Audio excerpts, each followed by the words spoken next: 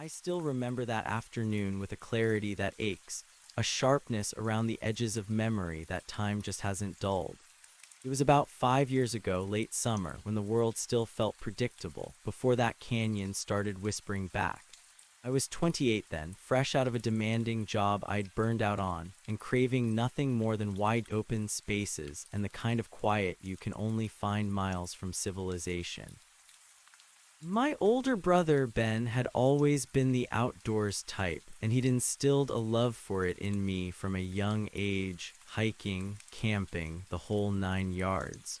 So after quitting my job, I packed up my old Jeep and headed west, seeking solace in the sprawling national parks and forgotten trails. I ended up in Utah, drawn by the raw, red beauty of its canyons. I'd spent weeks exploring, always careful, always prepared, or so I thought. My experience wasn't just weekend warrior stuff. I'd done proper multi-day backpacking trips, understood map and compass, and respected the wilderness. But respect, I learned, isn't always enough. Sometimes the wilderness has its own rules, rules you can't read in any guidebook. This particular day, I was camped near a less traveled section of Zion National Park, just outside the main tourist areas. I'd picked it specifically for the solitude. The rangers had given me a heads up about a narrow slot canyon rarely visited with a stunning cathedral-like chamber deep inside. Just be careful of flash floods, son, the ranger had advised, his eyes scanning my gear. And don't push your luck. It's easy to get turned around in there. I'd nodded, confident in my abilities, maybe a little too confident. That was my first mistake, I think, going in alone. My second was choosing that specific time of day. It was late afternoon when I started, the sun already dipping low, casting long, dramatic shadows. I'd planned a quick in-and-out hike, just enough time to see the chamber before heading back to camp for dinner. My pack was light: water, a first aid kit, headlamp, and a small snack. No heavy gear, no overnight supplies, because I was just going for a quick look. Classic mistake number 3, underestimating the wild even for a short excursion. The trail to the canyon entrance was faint, overgrown in places, confirming the ranger's claim of its infrequent use.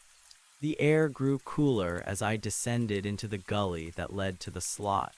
Towering sandstone walls rose around me, stained with streaks of black desert varnish, their ancient faces absorbing the last warmth of the day.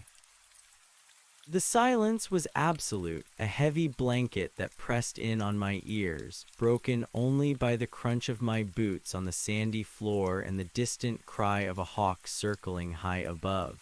It was the kind of silence that feels holy, a stark contrast to the constant hum of city life I'd left behind.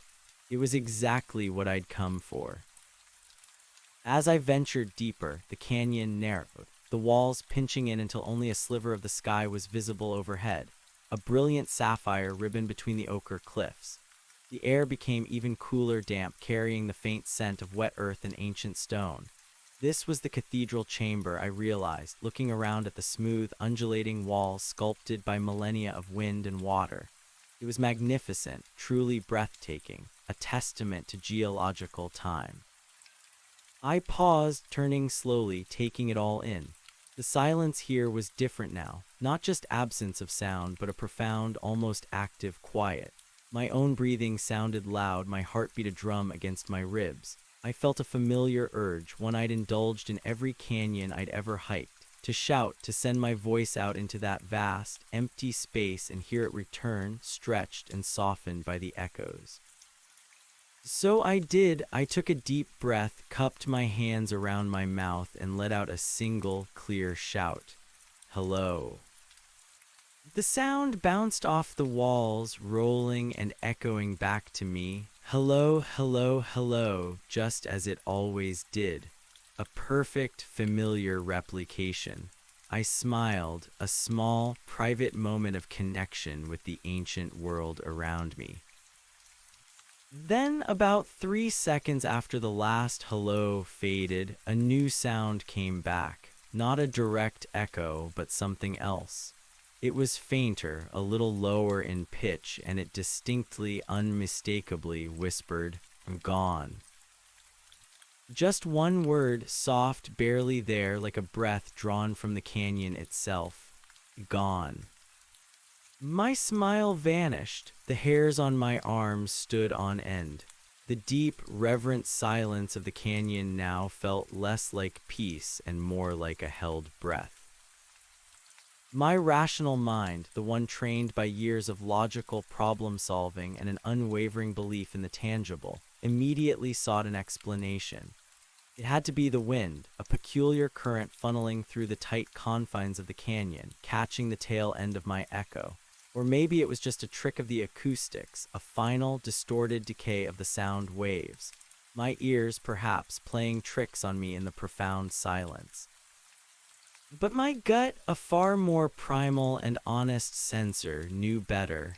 That word, gone, had been too clear, too distinct from the rolling, drawn-out syllables of my own voice. It had been alien. I stood frozen for a long moment, straining my ears, half expecting another whisper, half dreading it.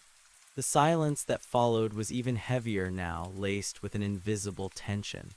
My heart hammered, no longer a steady drum but an erratic, panicked beat. The cathedral chamber, moments ago a place of serene beauty, now felt like an enormous, ancient mouth, silent and waiting. I tried to rationalize it again. Wind, I muttered aloud, the words sounding ridiculously small and hollow in that vast space. I took a deep, shaky breath and decided to test my theory. I cupped my hands again, took a breath, and shouted, "Hello," just as before. The sound rushed out, rebounded off the ancient walls, and returned to me. "Hello, hello, hello." It was a perfect, familiar echo, fading into the immense quiet. I waited, holding my breath, my entire being focused on listening. 3 seconds, 4, 5, nothing. Just the absolute, profound silence of the canyon. A wave of relief washed over me, so potent it made my knees feel weak. See, just a fluke, a weird acoustic anomaly, nothing to worry about. I was letting my imagination run wild, alone in a remote canyon as dusk approached. That was it. But even as I tried to convince myself, a persistent prickle of unease remained. The first time it had been so distinct. Why not again? Was it a one-off anomaly, or was it something that only happened once? The thought was absurd, but it burrowed into my mind, a tiny, sharp splinter. I glanced at my watch. The sun was definitely setting now. The sliver of sky above had deepened from sapphire to an intense indigo, and the light filtering into the canyon was growing thin, taking on an ethereal, almost milky quality. The shadows, once dramatic, were now stretching into indistinct pools of gloom. I needed to go. Whatever that sound had been, staying here to ponder it further was not a good idea. Night in the canyon was beautiful, yes, but it was also cold, disorienting, and very, very dark. I turned to retrace my steps, my eyes scanning the undulating walls, searching for the way out. The entrance, which had seemed so clear just minutes ago, now looked like just another dark opening in the rock face. The smooth, sculpted stone, once so magnificent, now seemed strangely featureless, almost deliberately confusing. The earlier beauty had twisted into something subtly menacing. A chill, not entirely from the dropping temperature, snaked up my spine. I quickened my pace, my boots crunching on the sandy floor, the sound unnaturally loud in the deepening quiet. I pulled out my headlamp, a small comfort, knowing I'd likely need it before I reached my camp. Its beam, a weak circle of light, felt inadequate against the encroaching darkness of the canyon. As I walked, I kept glancing over my shoulder, a completely illogical action I couldn't seem to stop. I felt watched, a sensation that made every hair on my neck prickle. The canyon walls seemed to lean in closer, the air grew heavier, and I had the distinct, unsettling feeling that I wasn't alone anymore. My rational mind screamed that this was exhaustion, anxiety, an overactive imagination fueled by a strange sound. My primitive self, however, was on high alert, convinced of an unseen presence. The path twisted and turned, and with the fading light, the familiar landmarks seemed to vanish. Every turn looked like the last, every section of wall a repetition of the one before. The ranger's warning echoed in my mind. It's easy to get turned around in there. I dismissed it then, confident in my navigational skills. Now it felt like a prophecy. Panic, cold and sharp, began to claw at the edges of my composure. I stopped, took a deep breath, and tried to orient myself. I knew the general direction north, then east out of the gully. But in the dim light, with the towering walls blocking any view of the sky or distant features, general direction was useless. I felt a tightening in my chest. This wasn't just being a bit lost. This felt like something deeper, more insidious. I pulled out my phone, hoping for a GPS signal, even though I knew the chances in such a deep slot canyon were slim to none. As expected, no service. I tried to open my digital map, but without GPS, it was just a static image, useless for pinpointing my exact location. I had a physical compass and map in my main pack back at camp, but not in my small day pack. Another mistake. Think, I told myself, my voice a ragged whisper. Think logically. I remembered that I had followed a distinct dry stream bed into the cathedral chamber. If I just followed it back, I should reach the entrance to the gully. I started walking again, slower now, trying to discern the subtle dips and rises in the sand that would indicate the ancient water path. But the stream bed seemed to vanish and reappear, fractured by small rockfalls and sandy mounds. The walls around me were becoming almost completely black, my headlamp beam cutting a stark, isolated tunnel through the gloom. The air grew colder, and I could hear the faint, distant hoot of an owl, a mournful sound that only deepened my sense of isolation. Then I heard it again, not a whisper this time, but a faint, almost imperceptible scrape, like rock on rock or something dragging across the sand just at the edge of my hearing. I froze, my headlamp beam sweeping wildly, catching only the ancient, unchanging stone. My heart leaped into my throat. "Hello," I called out, my voice thin and trembling. Idiot, I thought. Never call out when you hear something strange in the wilderness. You don't know what's out there. No reply, just the heavy silence, now punctuated by the frantic drumming of my own blood in my ears. I squeezed my eyes shut for a second, then opened them, forcing myself to be calm. "It's nothing," I tried to reassure myself. "Just a rock settling or an animal." But the scrape had sounded too deliberate. I started walking again, faster, adrenaline surging through me. I just needed to get out, get back to the open air, to the relative safety of my campsite. I pushed aside the lingering dread, the fear that something was following me just out of my sight, moving in the shadows where my headlamp couldn't reach. The canyon seemed to stretch on endlessly. The distinct markers I thought I'd noted on the way in, a particular dark stain on the rock, a specific crack, were nowhere to be found. Every passage looked the same, a winding corridor of cold, unfeeling stone. The walls felt like they were closing in, the sliver of sky above almost completely gone now, a faint purple bruise against the black. I pressed on, a knot of pure panic tightening in my stomach. My breathing grew ragged, my thoughts racing. I was truly lost, and something was in here with me. I didn't know what, but the certainty of it was growing with every silent, echoing step. Suddenly, a strange, metallic scent hit me, faint but distinct, like ozone after a lightning strike or old iron. It was alien to the earthy, mineral smells of the canyon. I stopped dead, sniffing the air, my headlamp beam cutting through the darkness.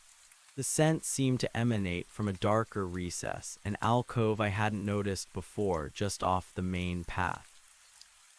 Against my better judgment, curiosity, or perhaps a desperate need to understand what was happening, pulled me towards it. The beam of my headlamp pierced the gloom, revealing a shallow indentation in the canyon wall, barely wide enough for a person to stand in. It was darker than the surrounding rock, as if perpetually damp, and there, on the sandy floor of the alcove, barely visible, was something that made my blood run cold. A single boot print.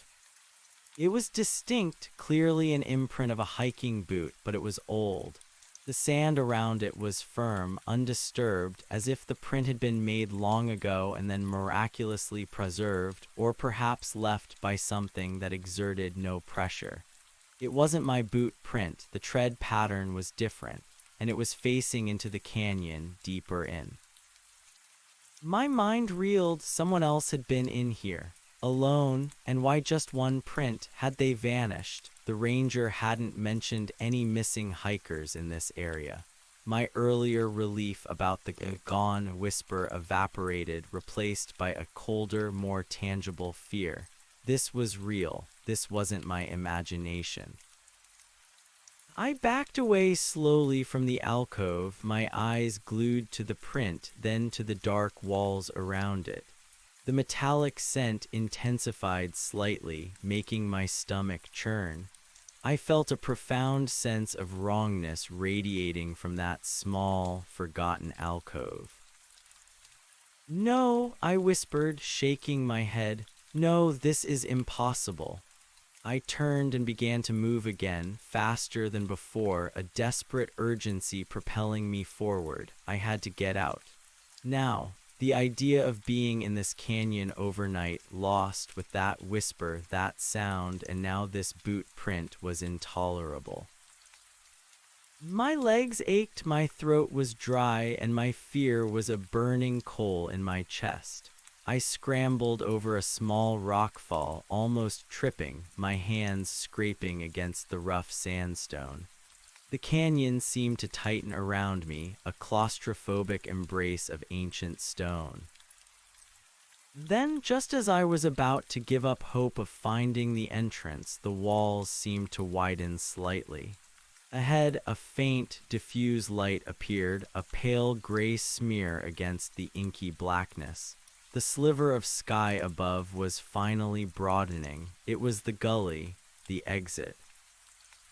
A sob of relief escaped my lips, raw and involuntary. I stumbled forward, pushing my exhausted body towards that precious promise of open air. As I emerged from the narrow slot and into the wider gully, the air immediately felt lighter, fresher, though the last vestiges of twilight were rapidly fading. The stars, sharp and brilliant, were beginning to pepper the velvet sky above. I didn't stop to rest. I scrambled up the gully, ignoring the burning in my thighs, my only thought to put as much distance as possible between myself and that place. The moon, a sliver of silver, was just rising, casting long, eerie shadows that danced and twisted around me as I climbed. Finally, I burst out onto the mesa where my jeep and tent were set up. The familiar sight of my camp, even in the dim moonlight, brought another wave of relief, so powerful it almost buckled my knees. I had made it. I was out. I fumbled with the zipper of my tent, practically throwing myself inside. My hands were shaking so violently I could barely uncap my water bottle. I gulped down half of it, then leaned back against my sleeping bag, trying to catch my breath. My headlamp was still on, its beam illuminating the familiar, comforting fabric of my tent. The rational part of my brain, which had been in survival mode, now started to process everything. The whisper, the scrape, the boot print, the metallic smell. Each detail was a sharp, distinct shard of memory refusing to be dismissed. I knew with an unsettling certainty that it hadn't been the wind, and it hadn't been my imagination. Something had happened in that canyon, something I couldn't explain, and the fear, though dulled by the safety of my camp, still clung to me like a shroud. I lay awake for hours, staring at the ceiling of my tent, listening to every rustle of the wind, every distant sound of the desert night. My mind replayed the events, searching for alternative explanations, but finding none that fit the pieces together. The gone whisper, the solitary, ancient boot print, they were too specific, too odd. Sleep finally claimed me, but it was a fitful, shallow sleep, plagued by fragmented, unsettling dreams. I woke up several times, heart pounding, convinced I'd heard something outside my tent, only to find the desert silent and still. The next morning, the world was bathed in the harsh, unforgiving light of the Utah sun. The red rock glowed, the sky was a brilliant, cloudless blue, and the canyon I had stumbled out of the night before looked deceptively innocent from the mesa. In the daylight, the terrifying claustrophobia of the night seemed to recede, replaced by a sense of awe at the sheer grandeur of the landscape. I made coffee, my hands still trembling slightly, and tried to force myself to eat a granola bar. My body was sore, my head ached, but it was the lingering dread that truly unsettled me. I knew logically that I should just pack up and leave, get as far away from that canyon as possible. Call Ben, tell him about it, let him talk me down from the precipice of my own fear. But a different impulse, a more stubborn, almost obsessive one, had taken root. I couldn't just leave, not with that question mark hanging over everything. What was I gone? Who had left that boot print? I needed to understand. My experience-driven, problem-solving brain, even while terrified, couldn't let it go. It was a puzzle, a mystery, and I had inadvertently become a part of it. I spent the morning cleaning up my campsite, packing away my gear, but I found myself constantly glancing towards the gully leading down to the Slot Canyon. The entrance, in the clear daylight, looked less ominous, more like a natural feature. The fear of the night had been replaced by a gnawing curiosity, a need for answers that was almost as powerful as the fear itself. I considered my options. I could go to the rangers, tell them what happened, but what would I say? I heard a whisper that said gone and saw an old boot print. They'd likely chalk it up to a vivid imagination, maybe suggest I take a break from solo wilderness trips. I didn't want to sound like a lunatic. I needed something more concrete. My mind kept returning to the boot print. A single print, why not a trail, and why was it so perfectly preserved? That metallic smell, too, was unsettling. It wasn't natural. I decided I needed to go back, not into the canyon itself, not alone, not yet, but I needed to investigate the immediate vicinity, the gully, the entrance.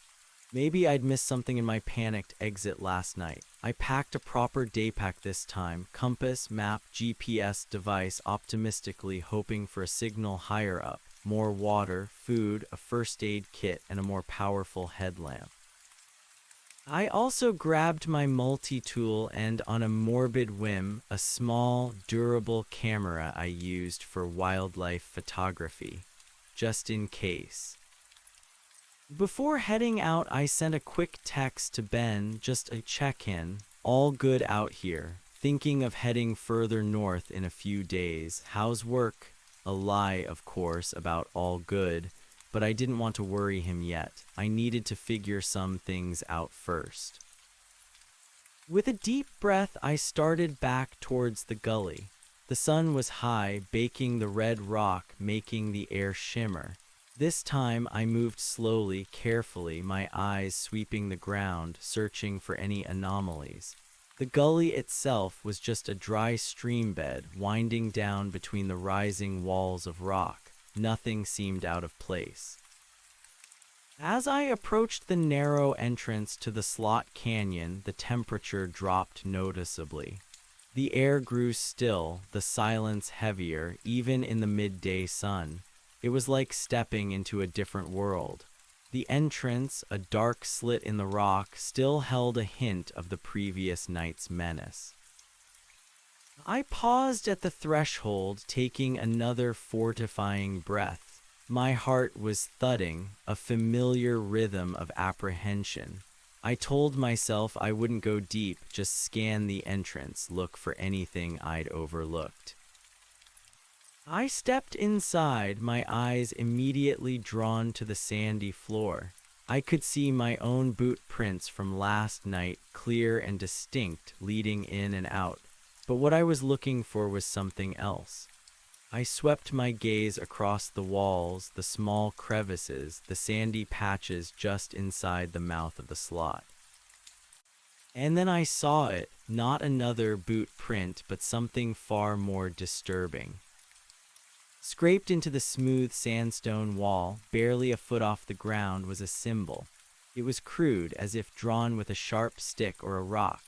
A circle with a vertical line through it, bisected by a shorter horizontal line. It looked like an ancient, simplified depiction of a stick figure with arms outstretched, but the circle was definitely the head and the vertical line the body. The arms were short, almost stubby. But what made my blood run cold was the deliberate, almost violent way it had been etched into the rock. It wasn't an ancient petroglyph, it was fresh. I could see the faint scrape marks in the sandstone, lighter than the dark desert varnish. This wasn't there last night, I was certain of it. In my panicked rush to leave, I might have missed an old, faint marking, but this was too fresh, too noticeable. Someone or something had made this between last night and this morning. A wave of intense fear washed over me. This was deliberate. This wasn't an accident or a trick of acoustics or a misplaced boot print from decades ago. This was an active, unsettling message, and it seemed to be waiting for me. I pulled out my camera, my hands shaking again, and took several close-up pictures of the symbol. What did it mean? Was it a warning, a marker, a message, and who had made it? The same person who left the boot print, who whispered, "Gone." I felt a sudden, desperate urge to turn and run, to abandon this insane quest for answers. But the symbol, staring back at me from the cold stone, held me captive. It felt personal, a direct challenge. I forced myself to examine it more closely. The lines were sharp, recently etched. The head circle was perfect, almost too perfect for a crude drawing. The body line was long, extending downwards. The arms were short, angled slightly upwards, as if in a gesture of helplessness or surrender. As I stared, a horrifying realization dawned on me. The symbol wasn't just a stick figure. The vertical line, the body, didn't just stop. It extended downwards, not as a leg, but as if it were a drop, a plunge. And at the bottom of the line, where a foot might be, was a smaller, elongated oval, almost like an eye, or a tear. It depicted someone falling, or someone who had fallen, and the arms, short and reaching upwards, were not helpless. They were grasping. My stomach lurched. Was this a clue, a warning about what had happened to the person whose boot print I'd found? Had they fallen? Into what? My eyes darted to the dark mouth of the canyon where the deep chamber lay. The metallic scent, faint but still present, seemed to waft from within. My mind, despite my terror, began to piece things together. The whisper, the boot print leading inward, the symbol of someone falling or gone. It was all connected. I knew I shouldn't go in. Every instinct screamed at me to turn back. But the symbol, the mystery, the sheer audacity of whatever was happening here compelled me forward. I had to see, I had to know. If someone was in danger or if something terrible had happened, I couldn't just walk away. My brother Ben had always taught me that. You don't abandon someone in need, even if that need is just a vague, terrifying hint of a whisper. With a resolve I didn't know I possessed, I took a deep breath, switched on my powerful headlamp, and stepped into the slot canyon. The air inside was instantly cooler, heavier, silent. The daylight didn't penetrate far, and the canyon quickly became a world of shadows and my own isolated beam of light. I moved slowly, meticulously, my eyes scanning every inch of the sand for more prints, every wall for more symbols. My earlier path had been a hurried, panicked exit. Now I was methodical. I found no other symbols immediately, no other boot prints. It was as if the canyon itself had swallowed them. The silence was absolute, pressing in on my ears. I could hear my own shallow breathing, the thud of my heart, the faint rasp of my clothes as I moved. As I walked deeper, the metallic scent grew stronger, a coppery, almost electrical tang that prickled my nose and throat. It was unlike anything I had ever encountered in the natural world. It spoke of something alien, something manufactured, or something unnatural. The canyon walls began to narrow again, smoothing out into the familiar, sculpted curves of the cathedral chamber. I remembered the dread I'd felt last night, how the beauty had twisted into menace. Now, in the stark beam of my headlamp, the grandeur was still there, but it was overshadowed by an undeniable sense of foreboding.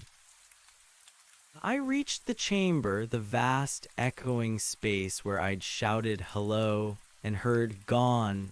The air here was even colder, stagnant. The metallic scent was potent now, almost overwhelming. It was coming from somewhere deep within the chamber, a particular spot. My headlamp beam cut through the darkness, sweeping across the floor. And there, in the very center of the chamber, was another anomaly. A perfectly circular patch of darker sand. It was about 10 feet in diameter, darker than the surrounding ochre floor, as if it had been saturated with water or something else. But the sand was dry to the touch when I cautiously nudged it with my boot. It was a different color, a richer, deeper red-brown, almost black. It looked like a burn mark, but without any charring. It was as if the color had been leached from the sand or infused with something new. I knelt, shining my headlamp closer. The edges of the circle were sharp, almost impossibly so, like it had been drawn with a giant compass. And within the circle, barely visible, were faint, swirling patterns like eddies in water or intricate fingerprints. It was beautiful in a terrifying, alien way. And then I saw the boot print, not just one, but several, faint but discernible, leading from the edge of the dark circle directly into its center. They were the same distinct tread pattern as the single print I'd seen near the entrance last night, all leading in, none leading out. My breath hitched, my entire body went cold. This was where the person had stood, at the center of this strange, dark circle, and from here they had gone. The whisper replayed in my mind, clear as day, gone. I felt a profound sense of horror, an ancient, instinctual terror that froze me to the bone. This wasn't just a lost hiker. This was something far, far stranger. Something had happened here in this exact spot, and the person was simply gone. No body, no struggle, just a boot print and a dark circle. I backed away slowly, my headlamp beam still fixed on the circle, my mind screaming. This was beyond anything I could comprehend. It defied logic, defied the laws of physics. People don't just vanish, not like this. As I retreated, my foot snagged on something. I stumbled, catching myself against the cold rock wall. My headlamp beam swept downwards, illuminating what I had tripped over. It was a rock about the size of a fist, but it wasn't just any rock. It was perfectly smooth, almost polished, and a deep, unnatural gray, utterly unlike the red sandstone of the canyon. And it was warm, not just sun-warmed, but actively radiating a subtle heat, even in the cold air of the chamber. I knelt, cautiously reaching out a gloved hand to touch it. The warmth was undeniable, almost alive. It pulsed faintly, a low thrumming vibration I could feel even through the leather of my glove. The metallic smell was strongest right here, emanating from the rock itself. My scientific curiosity warred with my profound dread. I wanted to leave it, run away, but I couldn't. This was concrete evidence. This was something tangible. I carefully picked it up. It was surprisingly heavy for its size, dense, almost leaden. The gray surface was covered in a network of faint, glowing lines, like intricate circuits embedded just beneath the polished surface. They pulsed with an internal, soft light, almost imperceptible in the headlamp's beam, but definitely there. It felt incredibly old, yet impossibly advanced. As I held it, a faint, high-pitched hum began to emanate from the rock, a sound just at the edge of human hearing, a subtle vibration that resonated through my hand and arm. It wasn't unpleasant, but it was deeply unsettling. It felt like it was alive, or at least active. And then, as I held it, the ambient metallic scent around me began to intensify dramatically. It was no longer just the scent of ozone. It was something sharper, almost acrid, like burning wires, or a faint, sweet smell that made the back of my throat tingle. The air around me seemed to grow heavier, more oppressive. And the silence of the canyon was no longer absolute. The subtle hum from the stone in my hand seemed to be echoed, faintly, by something else in the chamber. A deeper, more resonant hum rising from the very walls of the canyon. It was so low I felt it more than heard it, a vibration in the soles of my boots, a pressure in my chest. My blood ran cold for the third time that day. The canyon wasn't just silent anymore. It was awake, and it was humming. I tried to put the stone down, but my fingers, whether from fear or some strange magnetic pull, seemed to refuse to obey. The humming intensified, both from the stone and from the canyon walls. The faint, glowing lines on the stone brightened, pulsing with a more visible, rhythmic light. Then, from the dark, circular patch of sand, a faint, shimmering light began to rise. It was an ethereal, blue-green glow, like moonlight filtered through deep water. It wasn't reflecting my headlamp. It was self-luminous, welling up from beneath the surface of the sand. The metallic smell was now overwhelming, and the air crackled with a strange, almost electric energy. My hair stood on end. The humming reached a crescendo, a deep, resonant chord that vibrated through my entire body, making my teeth ache. The blue-green light from the circle intensified, forming a shimmering, translucent column that rose several feet into the air. It pulsed in sync with the glowing lines on the stone in my hand. It was beautiful, terrifying, and utterly alien. And then, as I stared, mesmerized and terrified, the light column began to coalesce. It shimmered and swirled, and within its ethereal glow, vague shapes began to form. At first, they were indistinct, like smoke, but slowly, horrifyingly, they began to resolve into something recognizable. Figures not solid but shimmering, translucent apparitions. They were tall and slender, with elongated limbs, their forms indistinct, almost fluid.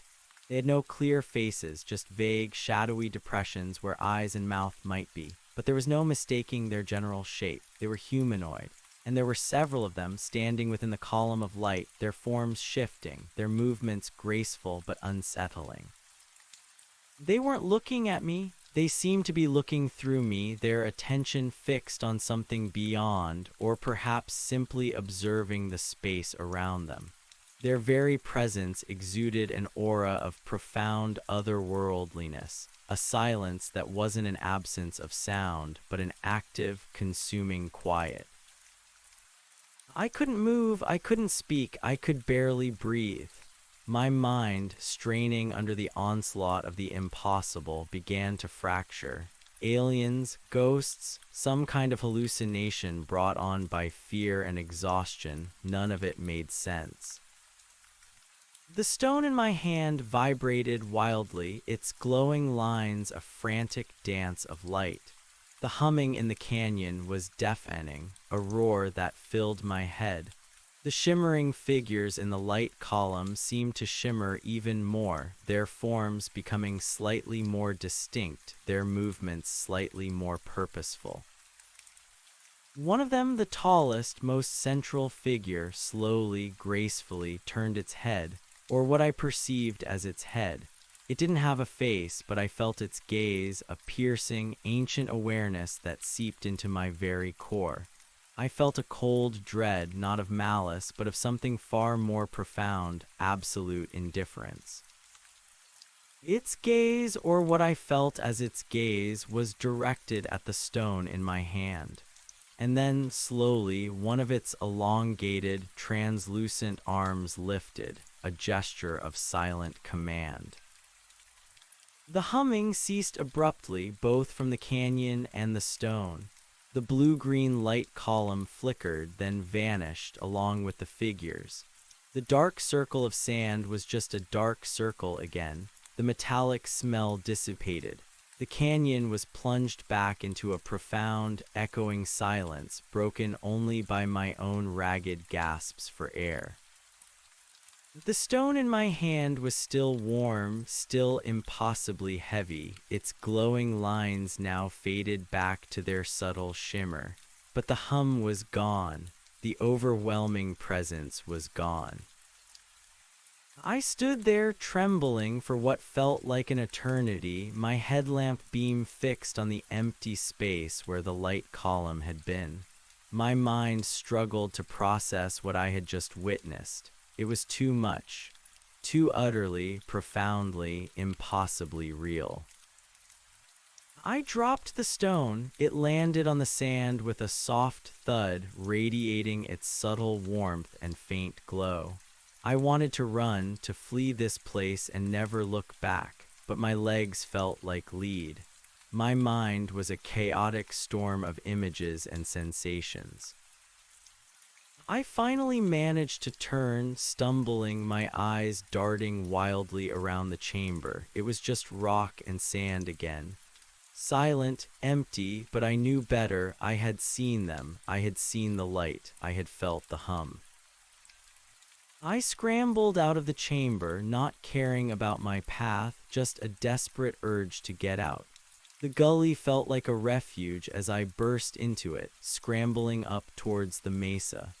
I didn't stop until I reached my Jeep, where I collapsed against the fender, gasping for breath, my entire body shaking uncontrollably. I was no longer just scared. I was fundamentally, irrevocably changed. My perception of reality had been shattered into a million pieces.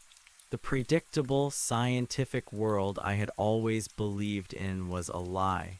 There were things in this universe, things in these canyons that defied all explanation. I got into my Jeep, fumbling with the keys, my hands still shaking. I started the engine, the familiar roar of the motor, a small comfort in the vast, alien silence of the desert night. I needed to leave. I needed to get away. From the canyon, from the whisper, from the figures, from the impossible stone. But as I put the Jeep in reverse, my headlights cut across the sandy ground, illuminating something I had forgotten: the gully leading down to the Slot Canyon. And there, just inside the mouth of the gully, where the last vestiges of daylight would have touched, was another symbol, freshly etched into the rock. It was the same stick figure, arms outstretched, falling, but this time it was surrounded by a larger, jagged oval, almost like an eye, and below the oval, a single, clear dot. I stared at it, my blood turning to ice. The falling figure, the eye, the dot. What did it mean? Was it a warning, a trap? And then I saw it just above the new symbol, a faint, almost invisible glimmer. I leaned closer, my heart pounding. It was a small, almost imperceptible scratch, like a fingernail mark next to the symbol. And next to the scratch, barely visible, was a single, tiny, perfect drop of a viscous, metallic-smelling liquid. It glowed faintly in my headlights, a dark, viscous pearl. It wasn't my blood, it wasn't human. It was the same metallic smell I'd noticed in the chamber. My mind finally snapped. The whisper, the print, the stone, the figures, the symbols, they were connected. And now this. I was no longer just an observer. I was involved. I had been seen. And whatever was in that canyon, whatever had taken the person who left the boot print, it was aware of me. I slammed the Jeep into drive, my foot heavy on the accelerator, kicking up a cloud of red dust as I sped away from the canyon. I didn't know where I was going or what I was running from, but I knew with absolute certainty that my life would never be the same. The canyon had whispered and I had answered, and now it had shown me something I could never unsee. The desert, once a place of solace, had revealed a terrifying truth. And I was now a part of it, whether I wanted to be or not. I drove for hours, the red dust a billowing cloud behind me, the roar of the Jeep's engine a desperate attempt to drown out the ringing in my ears. The impossible images burned into my mind.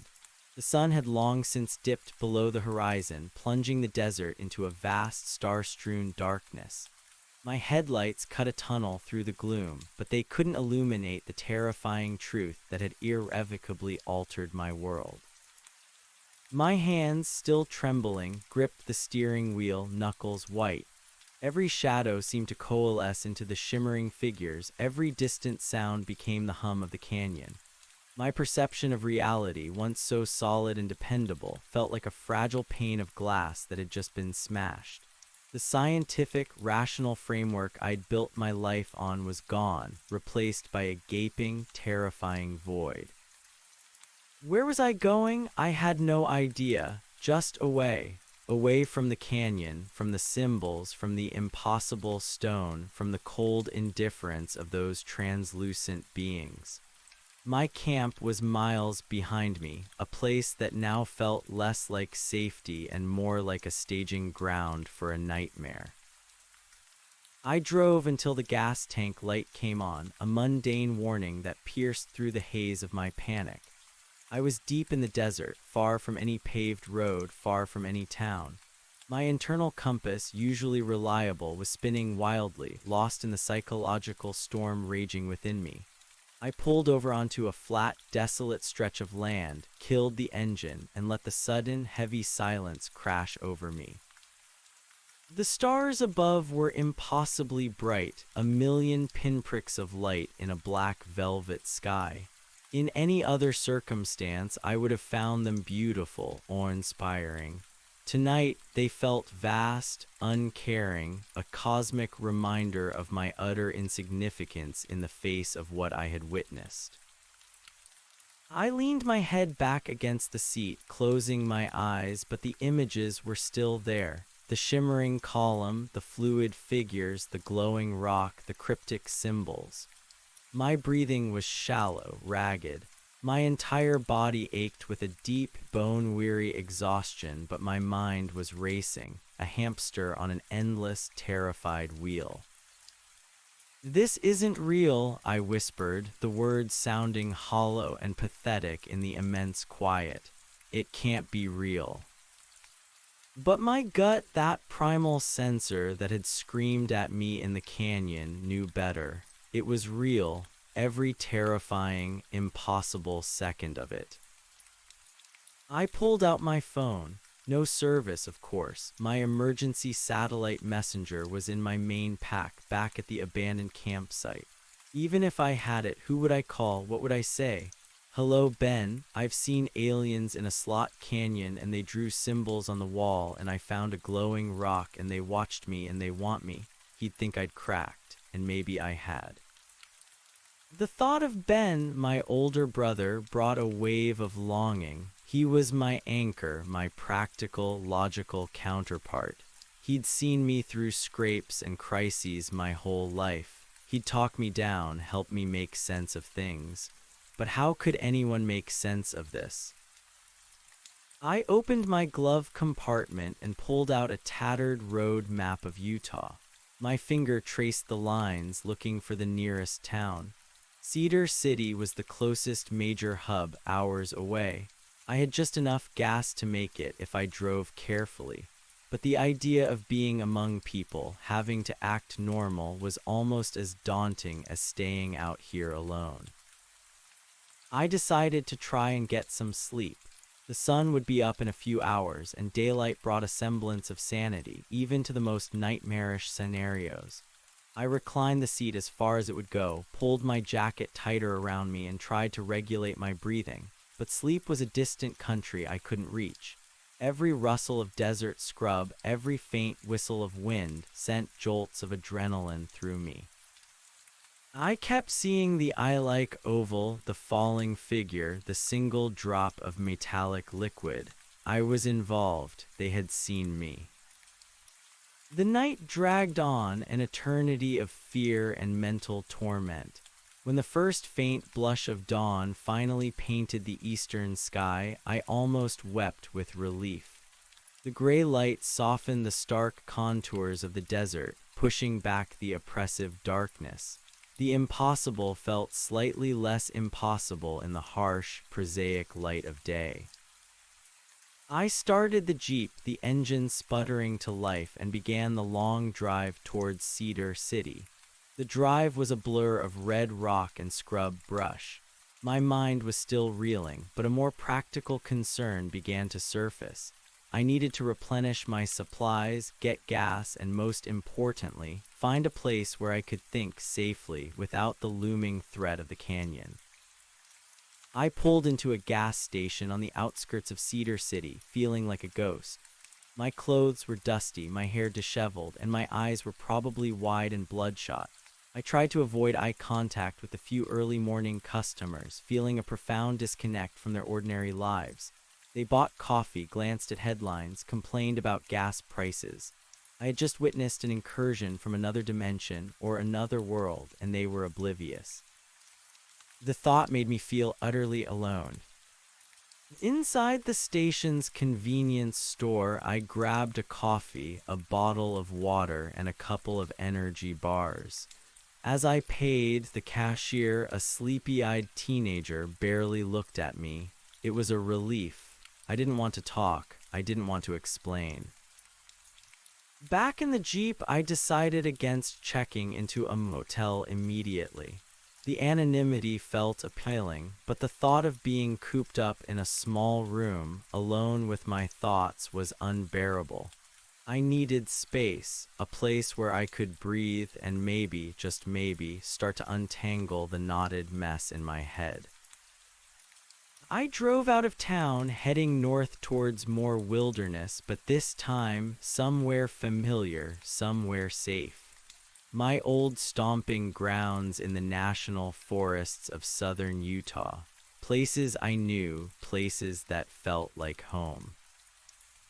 As I drove, my phone suddenly pinged. A faint signal had caught. It was a text from Ben, sent last night. "Hey, still out there, thinking of you. Call me when you get a chance." My thumb hovered over the call button. He was my brother, my best friend. He would listen. But could he ever truly understand the sheer mind-bending scale of what I had seen? He was an engineer, a man of logic and facts. How would he react to a story of shimmering apparitions and glowing rocks? He'd worry, he'd dismiss it as sleep deprivation or dehydration, or worse, a mental breakdown. I typed a quick non-committal reply, "Hey Ben, all good, just lost signal for a bit. Got a lot on my mind. We'll call later today when I'm settled." It was another lie, but I needed time. Time to process, time to decide. I drove until I reached a remote, familiar campsite in Dixie National Forest, high in the mountains. It was a place I'd visited countless times, a place of tall pines and cool air, far different from the desolate red canyons. I set up my tent, my movements automatic, mechanical. The mundane act of pitching a tent was grounding, a small rebellion against the chaos in my mind. Once camp was set, I sat on a log, cradling my lukewarm coffee, and finally allowed myself to truly think. The fear was still a tight knot in my stomach, but it was now interspersed with a furious, almost desperate drive to understand. The whisper, gone. The boot print, olds leading inward, none leading out. The symbol near the entrance, a falling figure grasping, freshly etched. The metallic smell, ozone burning wires, sweet, acrid. The dark circle, perfectly round, different colored sand, swirling patterns. The glowing stone, warm, heavy, gray, intricate circuits humming. The light column, blue-green, shimmering, ethereal. The figures, tall, slender, translucent, humanoid, indifferent gaze. The command, a silent gesture directed at the stone.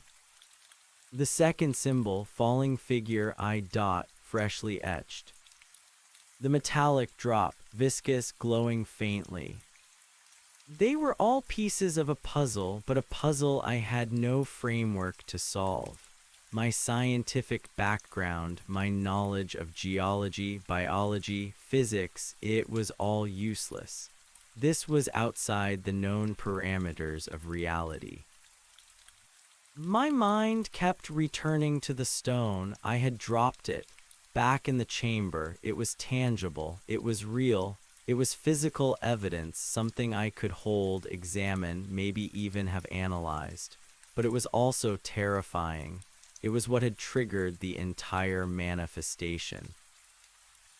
And the symbols, they were new, made between my panicked exit and my return the next morning. Who made them? The figures, the person who left the boot print, but that person was gone. Unless they weren't entirely gone, or perhaps they had left a message before they vanished. The thought sent a fresh chill down my spine. The symbol of the falling figure, the outstretched arms, was it a desperate plea, a warning, and the eye and the dot? What did they signify? An observer, a point of no return.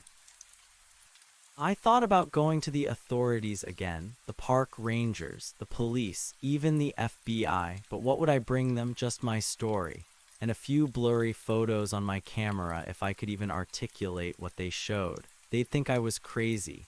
They'd institutionalize me, I'd be dismissed, and the truth, whatever it was, would remain buried in that canyon. No, I couldn't go to them, not yet. I needed more evidence, something undeniable, and that something was still in the canyon, the stone. The idea of going back filled me with primal dread. Every instinct screamed at me to stay away, to pack up and drive as far away as possible and try to forget. But the memory of the figures, their profound otherworldliness, the silent command, the feeling of being watched, of being involved, it burned too fiercely. I couldn't just walk away. It wasn't just curiosity now. It was a desperate, terrifying need for answers, for understanding. And a perverse sense of responsibility. If someone else had vanished, and this was how, then maybe I was the only one who knew. I pulled out my map and compass. I was roughly 100 miles north of the Slot Canyon. If I refilled my gas, I could drive back in a few hours. The sun would be setting by the time I arrived. Going back at night was insane. Going back at all was insane, but I knew I would. I spent the rest of the day in a haze, trying to eat, trying to rest, but my mind was a whirlwind. I meticulously cleaned my camera gear, charging batteries, checking lenses. I went over my first aid kit, my emergency supplies. I was preparing not just for a hike, but for something utterly unknown. As dusk approached, painting the sky in fiery hues, I finally made the call to Ben. My heart pounded as I heard his familiar voice. "Hey, there he is. Where'd you disappear to, wilderness man? Work been crazy. Glad to hear from you." "Hey, Ben," I managed, trying to keep my voice even, trying to sound normal. "Yeah, just deep in the boonies, signals patchy." "Sounds like you," he chuckled. "Everything all right? You sound a little off." My throat tightened. This was my chance to confess, to tell him everything. But the words wouldn't come. How do you explain interdimensional beings and glowing rocks over a shaky cell signal? "Just tired," I lied, hating myself for it. "Been doing some intense hiking. Found a pretty gnarly slot canyon.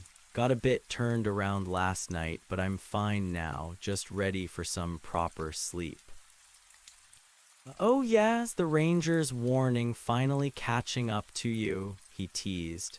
"Knew you'd push your luck eventually. Good thing you're usually so careful. You out of that Zion area now?" "Yeah, headed north," I said, leaning into the lie. "Found a nice spot up here in Dixie.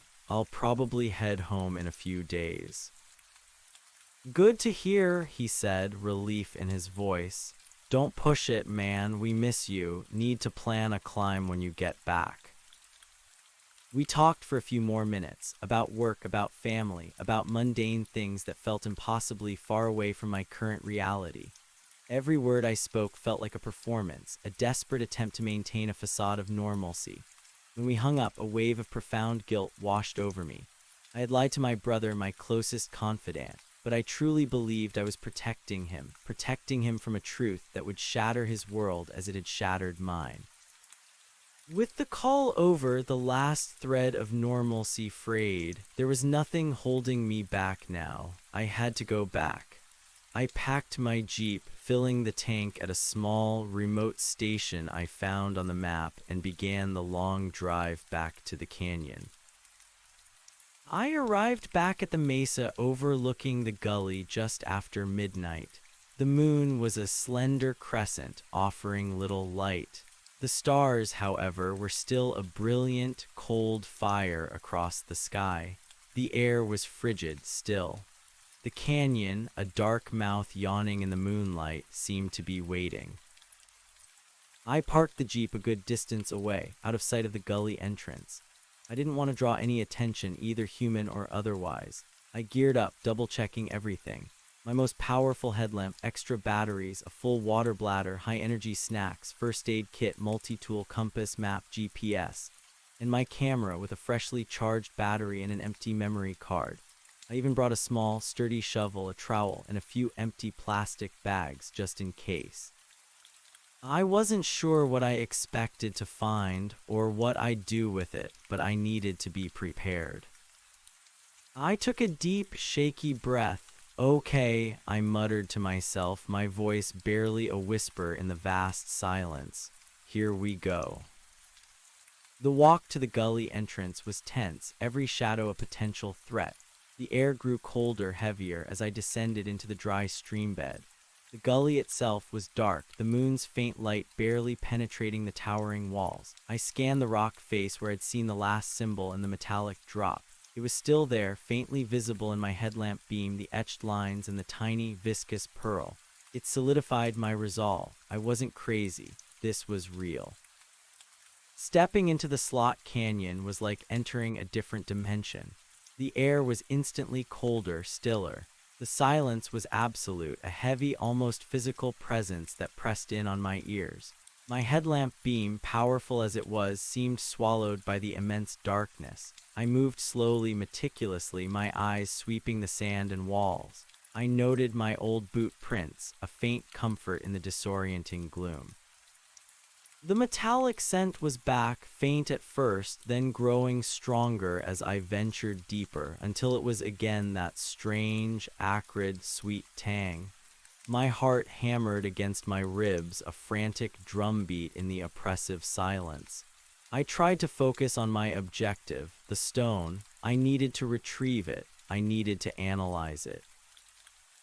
As I approached the cathedral chamber, the metallic scent became almost overpowering. I could feel the familiar prickle on my skin, the faint electric charge in the air. This was it, the place where reality had shattered. I stepped into the chamber, my headlamp beam cutting through the darkness. The vast space yawned before me, silent and immense. My beam swept across the floor, searching for the dark circular patch of sand. There it was in the center of the chamber, a perfect, unnatural disk of darker earth. And then my beam caught something else, something lying just at the edge of the circle where I had dropped it, the stone. It was still there, radiating its subtle internal warmth. The faint, intricate glowing lines pulsed softly, almost imperceptibly in the darkness. It was a beacon, a tangible link to the impossible. I approached it cautiously, my steps slow and deliberate. The silence was unnerving, a held breath. The stone lay innocently on the sand, a smooth, dark gray contrast to the surrounding red earth. It looked harmless, almost beautiful, but I knew its true nature. I knelt, reaching out a gloved hand. As my fingers brushed against it, the warmth was immediate, penetrating. The low thrumming vibration started up again, faint but distinct, resonating through my hand and arm.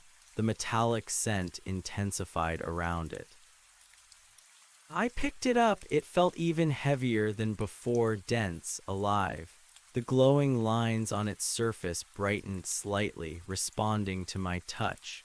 But the overwhelming hum, the crackling energy, the blue-green light, and the figures, none of that manifested this time. It was just the stone, warm and humming in my hand. A wave of relief, potent and profound, washed over me. I had retrieved it. I had the evidence. I could leave. I could take this back to the world, to Ben, to someone who could help me understand. I carefully placed the stone into one of my plastic bags, sealing it tightly. Then I placed that bag into another, and then into a small, padded pouch in my day pack. I wanted to protect it, contain it, and separate it from myself. With the stone secured, I felt an immense weight lift from my shoulders. I had what I came for, now to get out. But as I turned to leave the chamber, my headlamp beam swept across the far wall, catching something I hadn't noticed before. Not a symbol, not a boot print, but a faint discoloration, a darker patch on the smooth sandstone, higher up, almost at eye level. Against my better judgment, my feet carried me closer. As I illuminated the spot, I realized it wasn't a discoloration, but something painted. A series of crude, stark lines, almost like tally marks, but each mark was different, unique, as if representing individual events or people. There were 7 of them vertically aligned, each slightly different in length and thickness. And below the 7th mark, a single, perfectly round, stark white dot. It wasn't fresh like the other symbols. It looked old, weathered, almost faded into the rock, like an ancient score chart. 7 marks, 1 dot. My heart began to pound again. What did they mean? Seven what? Seven lost souls, seven of them, and the dot. Was it a target, a conclusion? I pulled out my camera, taking multiple photos. This was another piece, perhaps even older than the current events. Was this canyon a recurring point of contact, a doorway? As I finished taking the photos, my headlamp beam swung back towards the center of the chamber, towards the dark circle of sand. And that's when I saw it. Moving out from the very center of the dark circle, barely visible against the dark sand, was a faint, shimmering ripple. It was like heat haze or water disturbed, but there was no heat, no water. It was subtle, almost imperceptible, a disturbance in the air itself. It emanated from the exact spot where the light column had risen, where the figures had appeared. My blood ran cold. It was still active. Whatever portal, whatever anomaly, it was still here. I froze, holding my breath, my headlamp beam fixed on the shimmering ripple. It expanded slowly, silently, pushing outwards from the center of the dark circle. It was utterly silent, utterly alien. And then, just as it reached the edge of the dark circle, a faint, high-pitched whine began to emanate from it. Not the deep hum of the stone, but a higher, more mechanical sound, almost like a distant, struggling generator. The metallic scent, which had dissipated somewhat after I secured the stone, returned with a vengeance, sharper, more acrid than before, making my eyes water.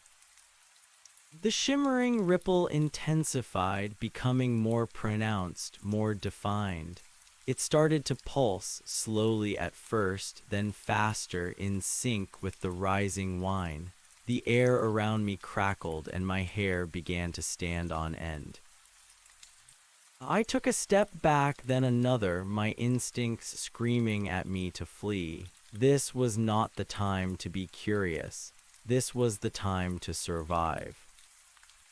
But as I backed away, the whine reached a piercing crescendo, and the shimmering ripple suddenly intensified into a blinding flash of blue-green light, exactly like the light from the column. It erupted from the dark circle, reaching for the ceiling of the chamber, turning the darkness into an ethereal, blinding daylight. I squeezed my eyes shut, shielding them with my arm, but the light still burned through my eyelids. The metallic smell was overwhelming, a choking cloud that filled my lungs. The ground beneath my feet began to vibrate violently, a deep, resonant rumble that shook the entire canyon, rattling my teeth. A sound unlike anything I had ever heard tore through the air. It was a guttural, tearing scream, not human, not animal, but something far more ancient and terrifying. It was a sound of immense power, of unimaginable pain, and of something being ripped apart. It seemed to come from the very air, from the light column itself. I fell to my knees, covering my ears, but the sound, the light, the vibration permeated my entire being. My head felt like it was going to explode. My body was convulsing. I thought I was dying. Then, as suddenly as it began, it stopped. The light vanished, the sound cut off, the vibrations ceased, the metallic smell dissipated. The canyon was plunged back into absolute, profound darkness and silence. The only sound was my own ragged, choking gasps for air.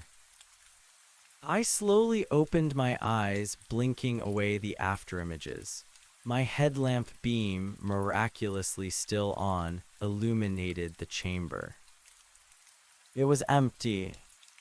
The dark circle was still there, a perfect disk on the sandy floor, but everything else was gone. No shimmering ripple, no light, no sound.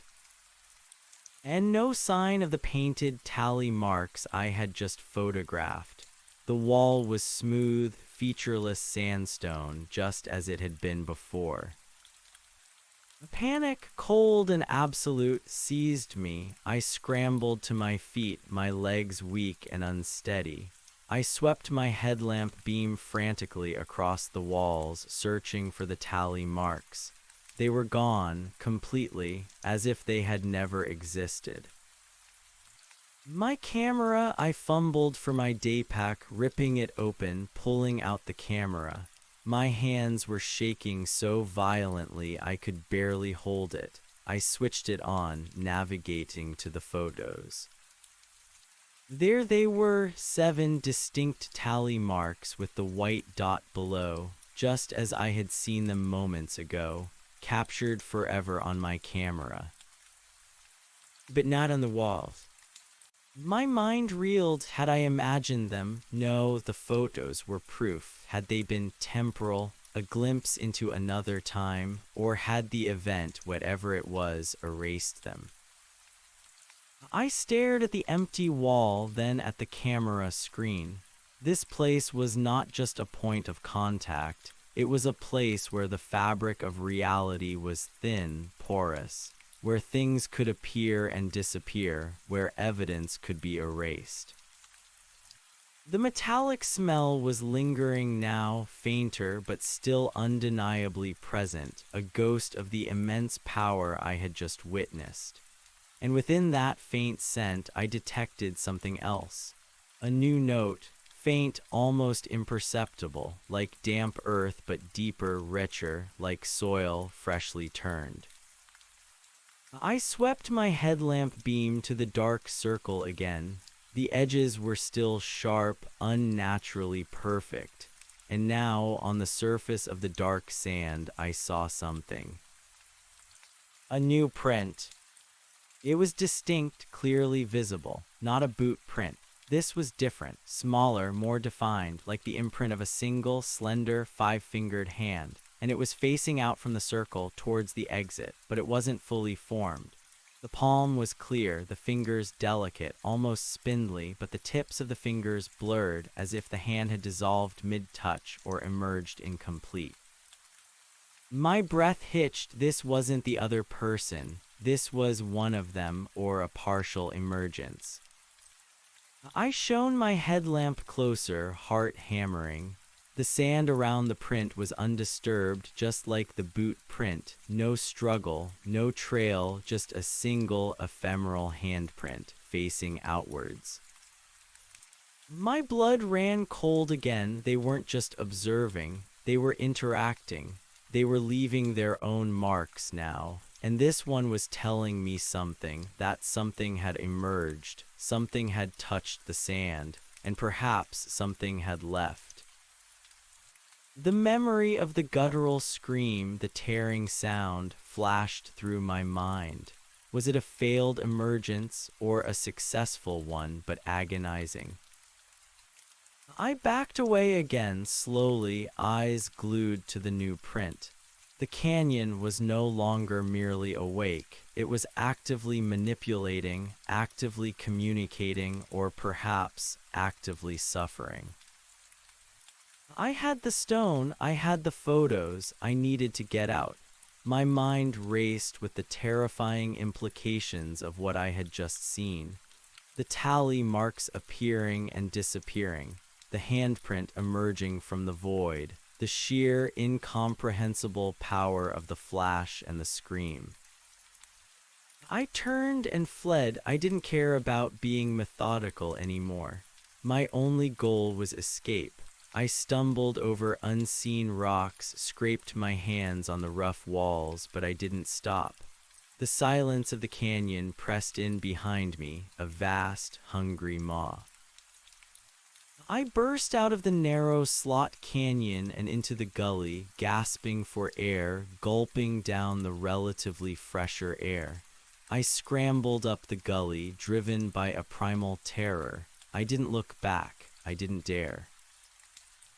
I reached the mesa, collapsing against my jeep, my lungs burning, my entire body shaking uncontrollably. I fumbled for my keys, started the engine, and threw it into drive, speeding away into the pre-dawn darkness. I drove until the first rays of the sun appeared on the horizon, painting the sky in soft oranges and purples. I kept driving, putting miles, hundreds of miles, between myself and that canyon. My mind was a jumbled mess of images and sensations. The stone in my pack, warm against my back, was the only tangible proof that I wasn't losing my mind. I eventually found myself on a major highway heading west.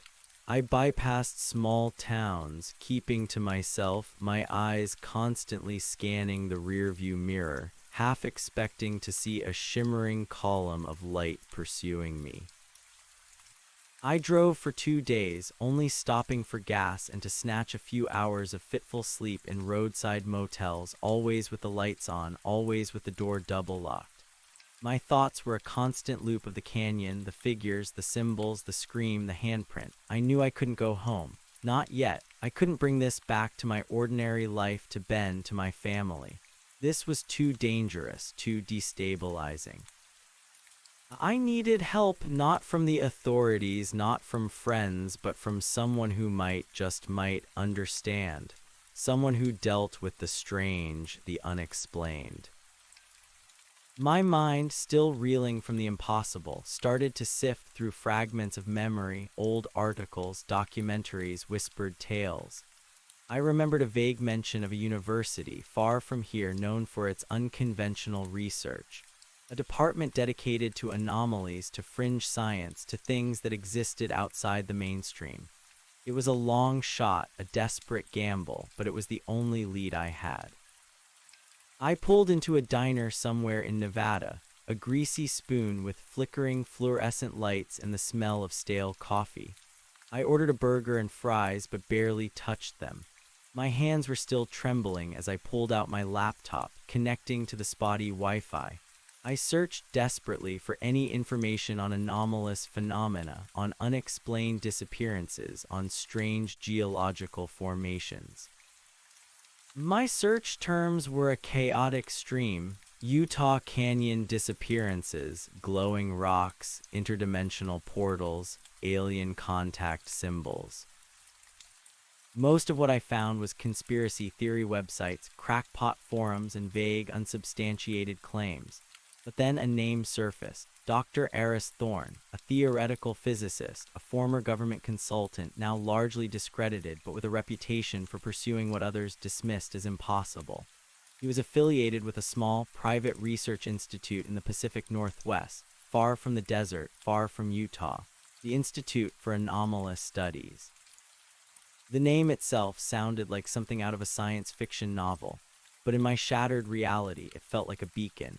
His research, as described in fragmented, almost mythologized articles, delved into quantum singularities, parallel dimensions, and the possibility of non-human intelligence interacting with our world.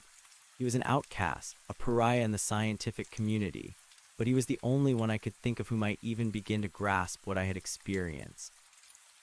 I found an old email address for him, buried deep in an archived academic paper.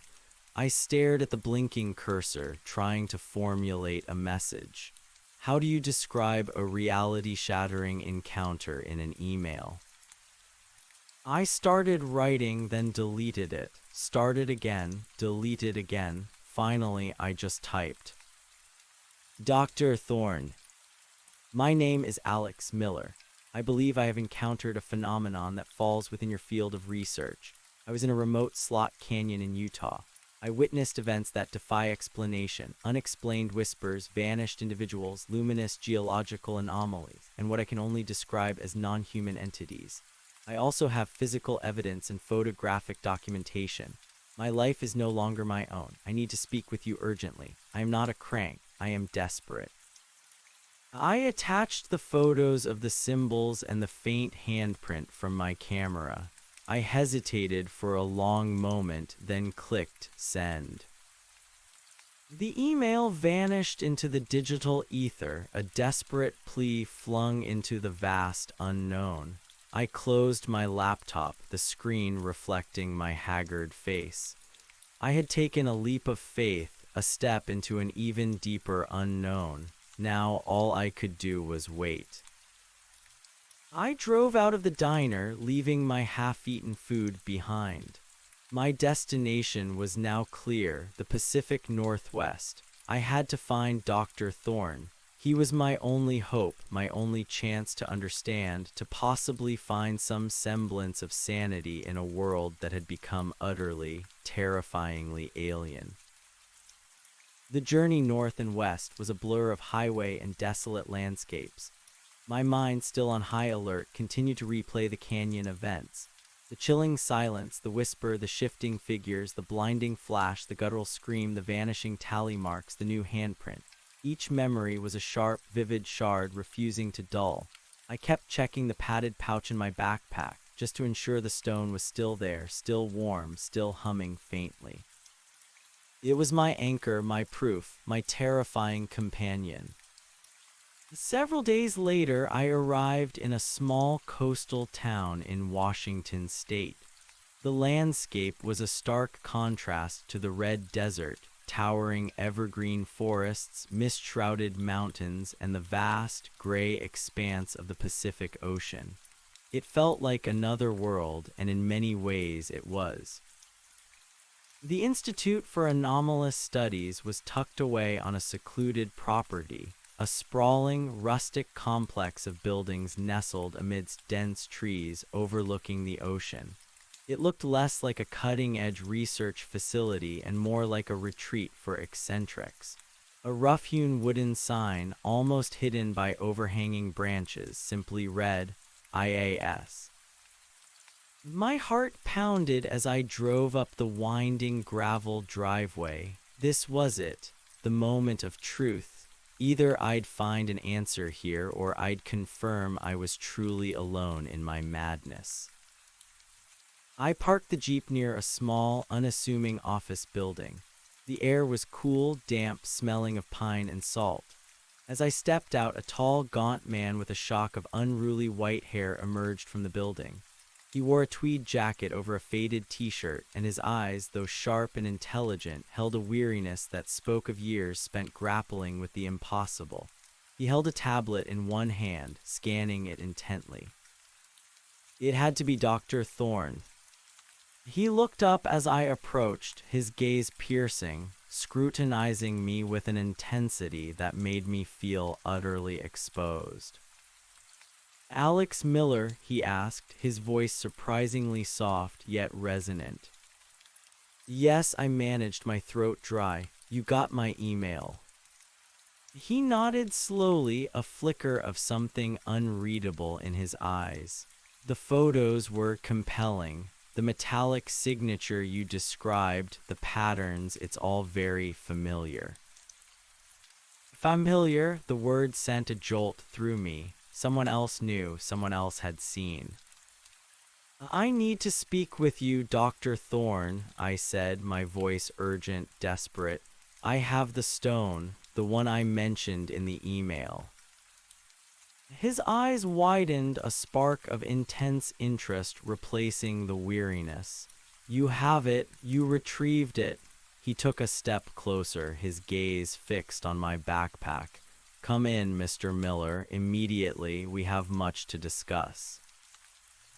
He led me into his office, a chaotic space filled with overflowing bookshelves, complex scientific diagrams taped to the walls, and strange, archaic instruments on every surface. The air hummed with a quiet energy, almost like the faint thrum of the stone. He gestured to a worn leather armchair. "Sit, please, and the stone, may I see it?" I unzipped my backpack, carefully retrieving the padded pouch. My hands were still shaking as I extracted the padded pouch, and with a final, deliberate motion, I unveiled the smooth, gray rock. Its faint, internal glow pulsed softly in the dim office light, a miniature alien heart beating in my hand. The low thrumming vibration, usually imperceptible unless held, was now a distinct tremor that resonated through the room. Dr. Thorne gasped a raw, involuntary sound. He didn't reach for it immediately, but leaned forward, his eyes wide, fixed on the stone with an expression I couldn't quite decipher, awe, recognition, and a profound sense of understanding. "Remarkable," he breathed, his voice barely a whisper. "Absolutely remarkable. The resonance signature, it's exactly as theorized." He stood slowly, deliberately, and walked around his desk, his gaze never leaving the stone. "You called it a metallic signature in your email," I said, my voice hoarse. What is this?" He finally reached out, his long, slender fingers hovering inches above the stone, not quite touching it. "This, Mr. Miller, is what we refer to as a harmonic resonance conduit. A bridge, if you will, a focal point for interdimensional energy transfer." My mind reeled. Interdimensional energy transfer. He wasn't dismissing me. He wasn't calling me crazy. He was giving it a name, a terrifying, scientific-sounding name. "So it's not from this world?" I asked, my voice barely steady. "In a manner of speaking, no," Thorne replied, his eyes still locked on the stone. "It is formed from matter, yes, but its atomic structure, its energetic properties, they originate from a different phase state of reality. A bleed-through, as some of my less scientific colleagues like to phrase it." He finally, gently took the stone from my hand. Even through the leather of my glove, I felt the change in temperature as he took it, a subtle cooling. He cradled it in his palm, his expression one of profound reverence. The glowing lines on its surface brightened slightly, responding to his touch, pulsing with a more defined rhythm. The low hum in the room intensified, resonating subtly in the floorboards. "The metallic scent you described," he continued, "that acrid, sweet tang, it's a byproduct of the energy conversion. What happens when disparate realities attempt to occupy the same space? And the figures, the non-human entities, as you put it, you truly saw them." "Yes," I confirmed, a shiver running down my spine as the memory resurfaced. "They were translucent, shimmering, they seemed to look through me, and one of them, it gestured at the stone, and then they vanished." Thorne nodded, his gaze distant, as if recalling his own similar experiences. "A manifestation, a projection, they exist, but not fully here. These conduits, like the one you've brought, they allow for a temporary thinning of the veil, a momentary overlap of realities. They're drawn to the conduits." "Drawn to them," I echoed. "Why, what are they?" He walked over to a heavy oak table covered with various pieces of equipment, a spectrum analyzer, a Geiger counter, a complex oscilloscope with a screen full of chaotic waveforms. He carefully placed the stone in the center of a small metallic platform. As it settled, the oscilloscope's waveforms immediately changed, becoming more coherent, more organized, and then displaying a series of intricate, repeating patterns. "We don't know what they are precisely," Thorne admitted, adjusting a dial on the oscilloscope. "Not in any way that human language or science can adequately describe, but we call them anchors. They are consciousness, pure energy from a dimension that runs parallel to our own. A dimension where the very laws of physics are subtly, yet fundamentally different. They perceive our reality as fluid, malleable.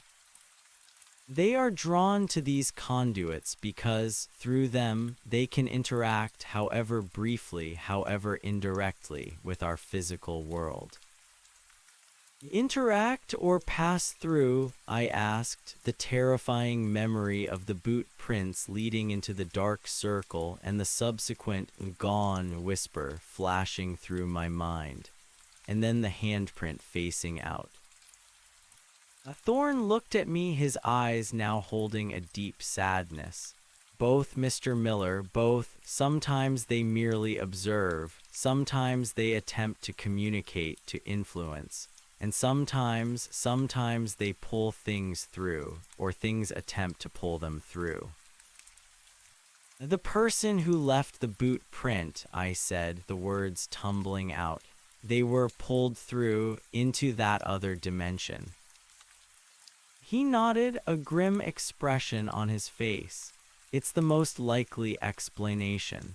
The conduit creates a temporary, localized singularity, a tear. What you saw, the dark circle, the sudden disappearances, the gone, it's consistent with other reports we've collected over the years.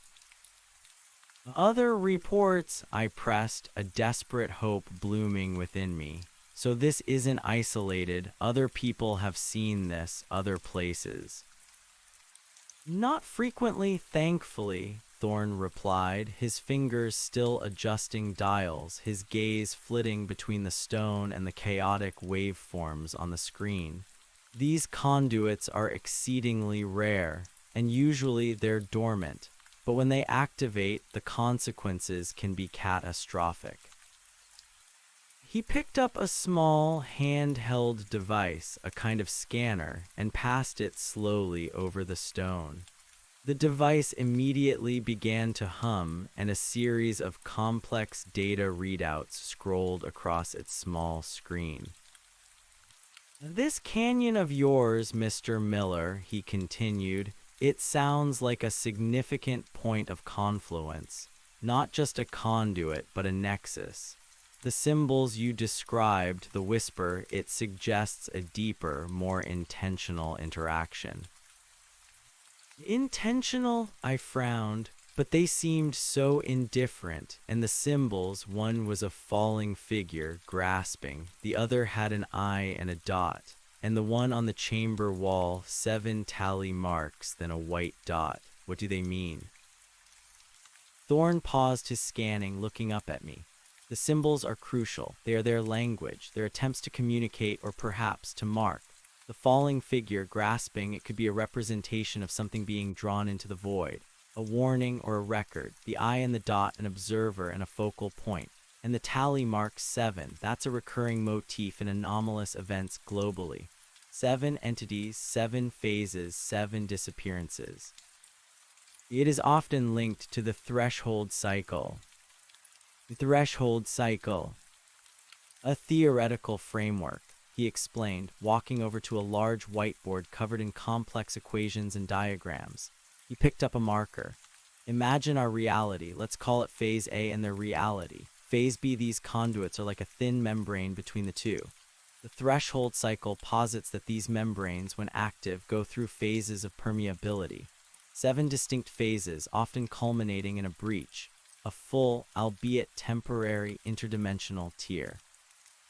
He drew a wavy line on the whiteboard, then 7 vertical lines intersecting it, culminating in a larger, jagged tear. Each phase increases the energy exchange, the potential for bleed-through.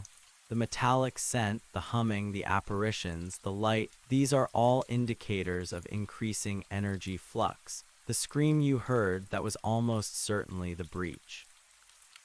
My blood ran cold. The scream, the overwhelming, guttural, tearing sound, that was a breach.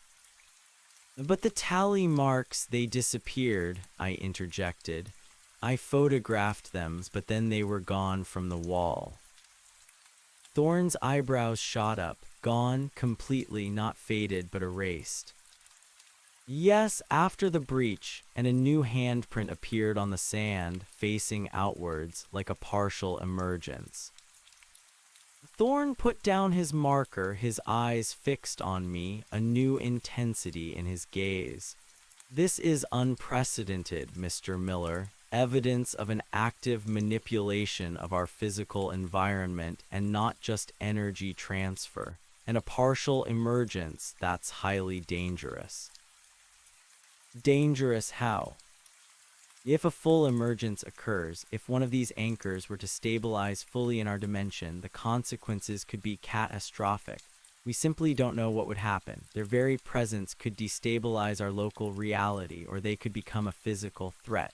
He paused, a troubled look on his face. And the symbols disappearing, that suggests a temporal anomaly. The conduit isn't just a spatial bridge, it's a temporal one as well. Or more likely, the anchors are capable of manipulating localized spacetime. That is a game changer. He walked back to the stone, picking up the scanner again. Tell me everything, Mr. Miller, from the very beginning, every detail, every whisper, every sensation. Don't omit anything. I sat in that worn leather armchair for hours, recounting my terrifying journey.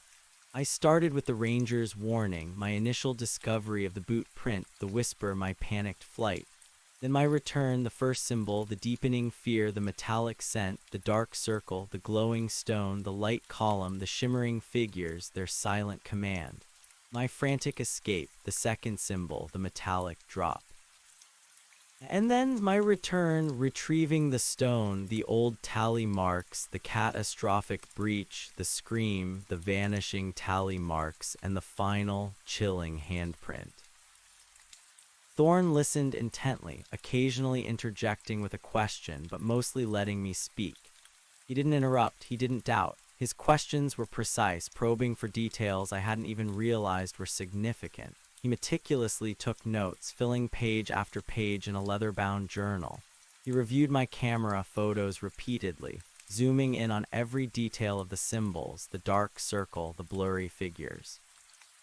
When I finally finished, exhausted and emotionally drained, the late afternoon sun had begun to cast long shadows through his office window. "You've been through a profound ordeal, Mr. Miller," Thorne said, his voice softer now, tinged with a genuine empathy. "Many would have simply fled and tried to forget. Your courage, or perhaps your scientific curiosity, is admirable if a little reckless." He gave a faint, weary smile. "Or perhaps it was the canyon that chose you." "Chose me." "The symbols appearing after you had left clearly meant for you to find them," he explained. "The direct gaze from the anchor, the gesture, it suggests they were aware of you, and the stone, it activated when you touched it. Some individuals seem to have a particular resonance with these conduits, a predisposition to triggering their activity. You might be one of them." The idea was unsettling, that I wasn't just an accidental observer, but somehow selected. "So, what do we do now?" I asked, looking from the stone on the platform to Thorne's weary but determined face. "I brought you the evidence. You seem to know what it is. Can you stop it, close the portal, get the person back?" Thorne sighed, running a hand through his wild white hair.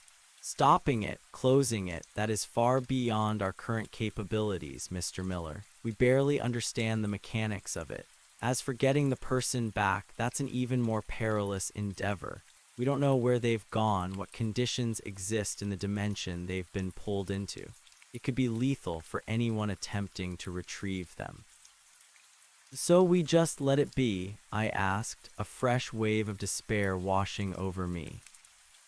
"No, absolutely not," Thorne said, his voice firm, his eyes hardening with resolve. "We study it, we monitor it, we try to understand it, and we try to prevent further breaches, further bleed-throughs. The fact that you found it, that it's now exhibiting such overt activity, means it's entered a critical phase. We cannot ignore it."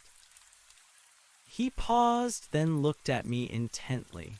"Mr. Miller, you said your life is no longer your own. You are correct. By finding this conduit, by interacting with the anchors, you have been irrevocably drawn into something far larger than yourself, and you are now our most valuable asset." "Asset?" "You have a unique resonance with this conduit, an ability to perceive its activity, perhaps even influence it. You've documented its behavior. You've physically interacted with an anchor artifact and survived. This is invaluable. I need your help. I need you to join us. The offer was staggering. Join them, a secret institute researching interdimensional phenomena. It was the stuff of science fiction, the very antithesis of the grounded, geological work I had always done. But then my reality had been irrevocably altered. There was no going back to my old life.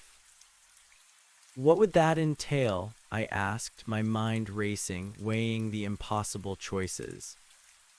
A permanent position here at the Institute, Thorne explained. We'd provide you with the resources, the training, the framework to understand what you've experienced. We'd task you with being our primary investigator for this Utah nexus. You would work directly with me and my team. Your knowledge, your experience, your very connection to the conduit are crucial. He gestured around the chaotic office.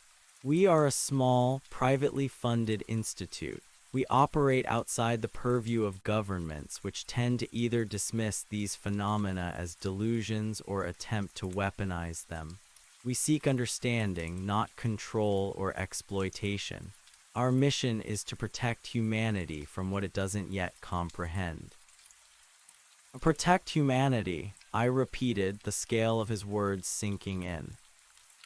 Indeed, the consequences of a full, uncontrolled emergence or the prolonged destabilization of a localized reality are unknown, but the potential for widespread devastation is very real.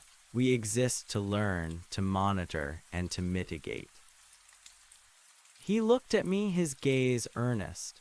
This is not a casual offer, Mr. Miller. It would mean dedicating your life to this. Secrecy would be paramount. Your old life, your old career, they would have to be put aside, perhaps permanently. But you would be part of something truly vital, and you would have the chance to find the answers you seek. The silence in the room stretched, punctuated only by the faint hum of the stone. My mind was a battlefield of conflicting emotions. Fear, fascination, a terrifying sense of responsibility, and a desperate longing for understanding. My life had indeed been irrevocably changed. My quiet, predictable world of rocks and maps was gone. What I had seen in that canyon couldn't be unseen. It demanded answers. And here was someone offering a path to those answers. What about Ben? I asked, my brother's face flashing through my mind. My family, I told him I'd be home soon. Thorne's expression softened. That is the hardest part. You would need to sever ties or at least create a plausible, indefinite reason for your absence. We can help you craft a cover story, a new identity if necessary. It's a heavy price, I know. Many of us here have paid it. He gestured to himself. I haven't seen my own family in 20 years. They believe I'm a reclusive academic, long lost to my eccentric theories. It's a sacrifice. But for some of us, it's the only path. The thought of abandoning my brother, my anchor, twisted my gut, but I had already lied to him. I had already put myself in a position where I couldn't tell him the truth. What would I say? I'm coming home, but I'm forever haunted by interdimensional entities and glowing rocks, and I'm a walking magnet for reality tears. He wouldn't understand. He would worry himself sick, try to get me help, try to force me back into a reality that no longer existed for me.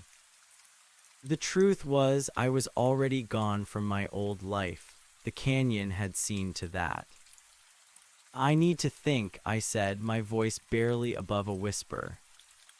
Of course, Thorne replied, his gaze still steady. I understand, but know this, Alex, this isn't just about the canyon anymore. With the stone active here, it's broadcasting. It's a beacon. The anchors are aware of its location, and by extension, yours. You are no longer safe walking away from this. His words hung in the air, a cold, undeniable truth. I was no longer just a witness. I was a participant, and the stone, now residing in his lab, was a target. You said it was broadcasting, I said, a new fear gripping me. What does that mean? Are they coming here? Thorne looked at the stone, then back at me. It means we need to be very, very careful, Alex, and very, very prepared.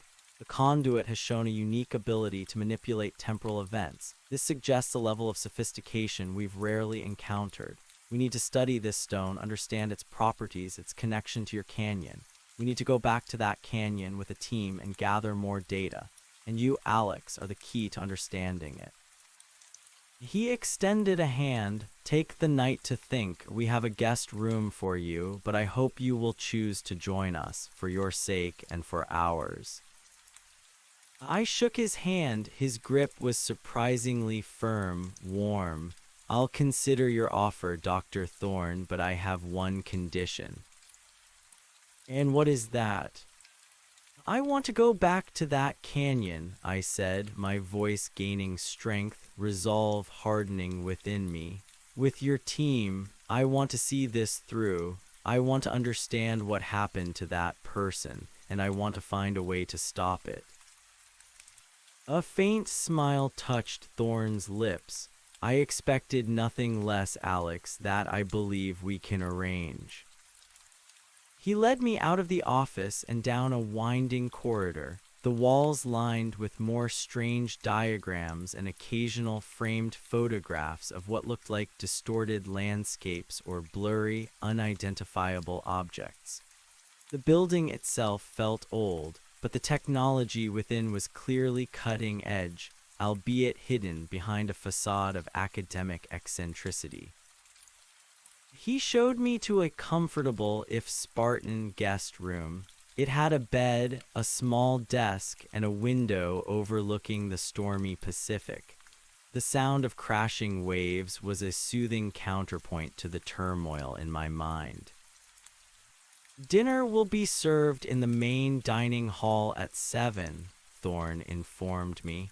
You'll meet some of the other researchers then. Rest, Alex, you've earned it. He left me alone. I collapsed onto the bed, staring at the ceiling. The stone was no longer in my possession, but its presence, its hum, its alien warmth still resonated within me. My life was indeed irrevocably changed. I was at a crossroads, standing on the precipice of a new, terrifying reality. I knew deep down what my decision would be. There was no going back to maps and rock samples, to quiet nights under familiar stars. The canyon had called to me, and now Dr. Thorne was offering me the tools to answer. The next few days were a blur of intense discussions, scientific explanations, and a crash course in anomalous phenomena. I officially joined the Institute for Anomalous Studies. My initial cover story to Ben, that I was working on a long-term remote geological survey that required extensive travel and limited communication, felt thin, but it was all I could manage for now. It hurt, the constant deception, but the alternative was far worse. I met the small, dedicated team at IAS. Dr. Lena Petrova, a brilliant, no-nonsense quantum physicist with a dry wit and an encyclopedic knowledge of theoretical physics. Dr. Kenji Tanaka, a pragmatic and incredibly skilled field agent and tech specialist, always calm under pressure with an uncanny ability to fix anything.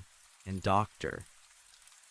Alara Vance, a young, earnest linguist and xenosemiotician who studied patterns and communication in anomalous events, her eyes gleaming with a fierce intellectual curiosity. They were all outcasts in their respective fields, drawn to Thorne's radical theories and the undeniable, if unpalatable, evidence he presented. They welcomed me with a strange blend of quiet understanding and intense professional interest. They saw me not as a madman, but as a living, breathing data point, a first-hand witness to what they were trying to understand. Lena was particularly fascinated by the properties of the stone. She spent hours in the lab running tests, analyzing its unique resonance signature. She confirmed that its atomic structure was highly unusual, featuring isotopes and elemental compositions not naturally found on Earth. It's a marvel, Alex, she told me one evening, her eyes alight with scientific zeal as she pointed to complex readouts on a holographic display. The energy output alone, considering its size, it defies our current understanding of energy density. It's like holding a miniature star, but one that draws its power from somewhere else. Kenji, meanwhile, focused on developing new sensor technologies capable of detecting the faint energy fluctuations I described. He meticulously reviewed my photographic evidence, particularly the symbols, trying to find patterns, repeating motifs. Ilara was captivated by the whisper, the falling figure, the eye and the dot, and the vanished tally marks. It's not just random etching, Alex, she explained, gesturing to enlarged photos of the symbols. There's an internal consistency, a grammar to these markings. They're telling a story or conveying information.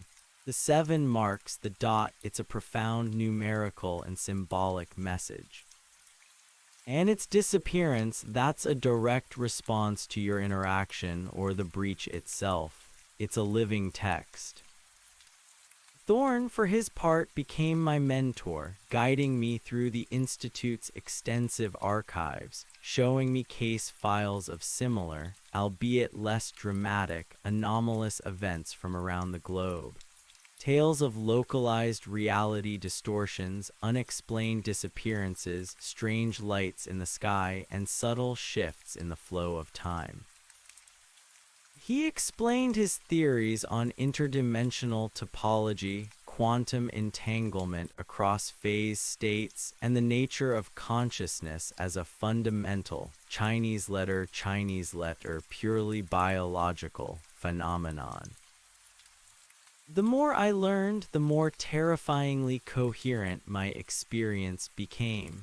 The world was far stranger, far more complex, and far more dangerous than I had ever imagined. My scientific skepticism hadn't entirely vanished, but it had been irrevocably broadened, forced to accommodate the impossible. After a week of intense preparation, Thorne announced that it was time to return to the canyon.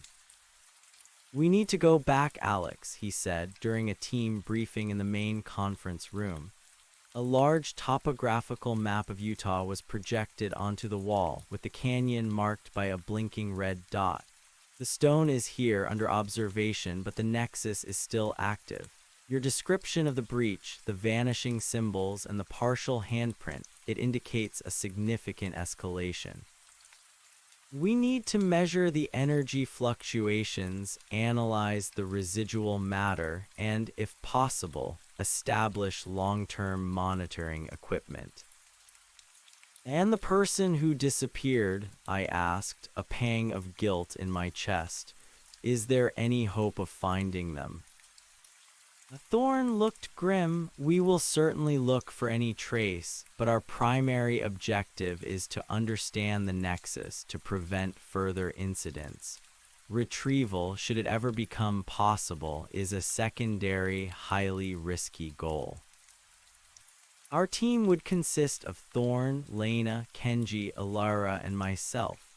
We would be traveling in a specially modified, unmarked overland vehicle, disguised as a geological survey team. The vehicle was packed with an array of advanced sensors, spectral analyzers, temporal displacement detectors, and communication equipment designed to operate in distorted realities. We also carried modified protective suits, lightweight, flexible, and designed to offer some protection against unknown energy fluctuations and potential environmental hazards. The journey back to Utah was surreal. We drove for days, leaving the damp, green Pacific Northwest behind, gradually returning to the familiar, arid landscapes of the Southwest. Every mile closer to the canyon filled me with a mixture of dread and a burning compulsion. I was no longer running, I was returning, but this time I was armed with knowledge and with a team. As we neared the area, the familiar red rock formations began to appear, growing taller, more sculpted. My anxiety escalated. I could feel the change in the air, a subtle shift in pressure, a faint, almost subliminal resonance that spoke of the canyon's proximity. It was as if a part of me was still linked to that place, a lingering echo of the terrifying contact.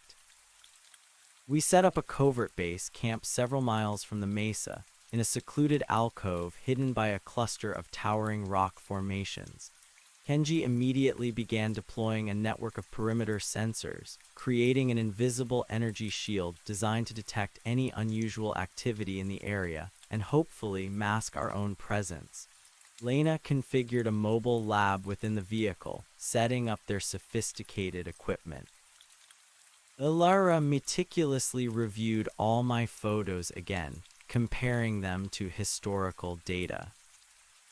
The sun began to dip below the horizon, painting the sky in fiery oranges and purples. The air grew still, heavy with the approaching night. The canyon, a dark, silent maw in the distance, seemed to loom, waiting for us. "All right, Alex," Thorne said, placing a hand on my shoulder. "You'll lead the way. Your unique connection to the Nexus is our greatest asset, but be cautious.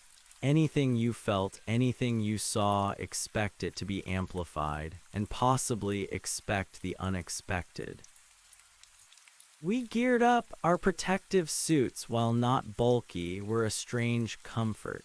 Our headlamps were the most powerful models available, casting intense beams into the encroaching darkness. Each of us carried a small, ruggedized communication device linked to Kenji's central monitoring station. As we hiked towards the gully, the familiar metallic scent, faint at first, began to prickle my nose. The silence was absolute, pressing in. I led them, my instincts guiding me through the familiar terrain. We reached the entrance to the gully. The last vestiges of twilight clung to the highest peaks, but down here it was already night. My headlamp beam swept across the rock face where I had seen the second symbol and the metallic drop.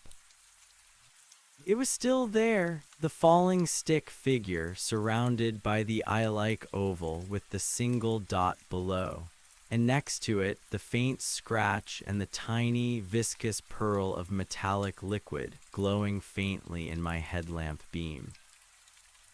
"Confirmed," I whispered into my comms. "The second symbol is still present, and the metallic residue." "Understood, Alex," Thorne's voice crackled in my ear. "Kenji, get a spectroscopic reading on that liquid. Ilara, any patterns you recognize in the symbol." Kenji knelt, extending a small, probe-like device. After a moment, his calm voice came through, reading strong metallic signature. Unidentifiable elemental composition, but consistent with Alex's previous description of the acrid, sweet scent. It's stable, not dissipating. "The symbol," Ilara chimed in, "it's a directive or a marker. The eye is often a symbol for observation or a gate. The dot, a point of ingress or egress. The falling figure, it's a warning or an invitation. It seems to have been left specifically for Alex as a follow-up to the first. They want you to proceed, Alex." "Or they know you will," Thorne added, his voice grim. "Stay vigilant, everyone. We're entering the active zone." We moved deeper into the gully. The air grew colder, heavier.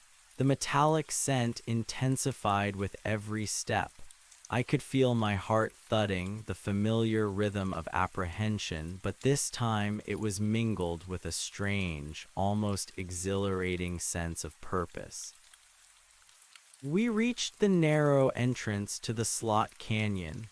The darkness within was absolute, a black void that seemed to swallow my headlamp beam. All right, Alex, Thorn instructed.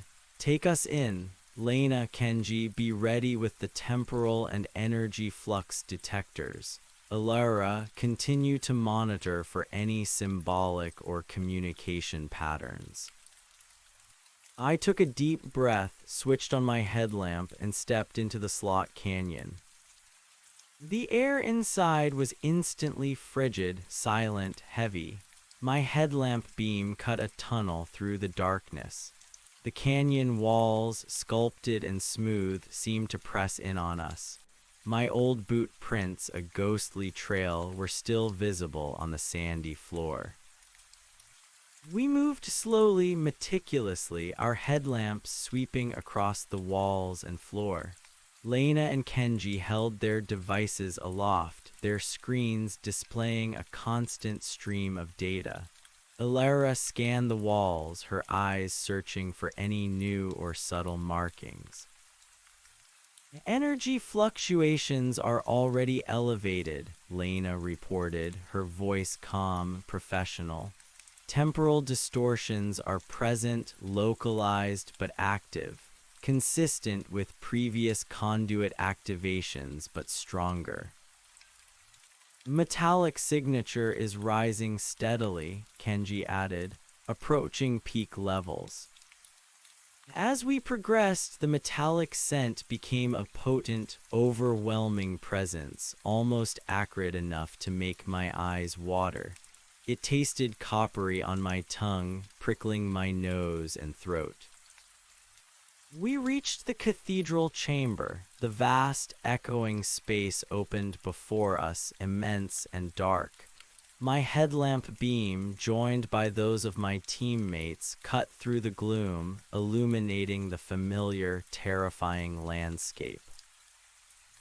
And there it was, in the very center of the chamber, the dark circular patch of sand, perfect, unnatural, a deeper red-brown against the ochre floor. There it is, I whispered, pointing, the dark circle where they appeared, where the person vanished. Lena immediately began deploying a series of small, spherical sensors around the perimeter of the circle. Kenji activated a larger, tripod-mounted energy dampener, positioning it to create a localized field around the nexus.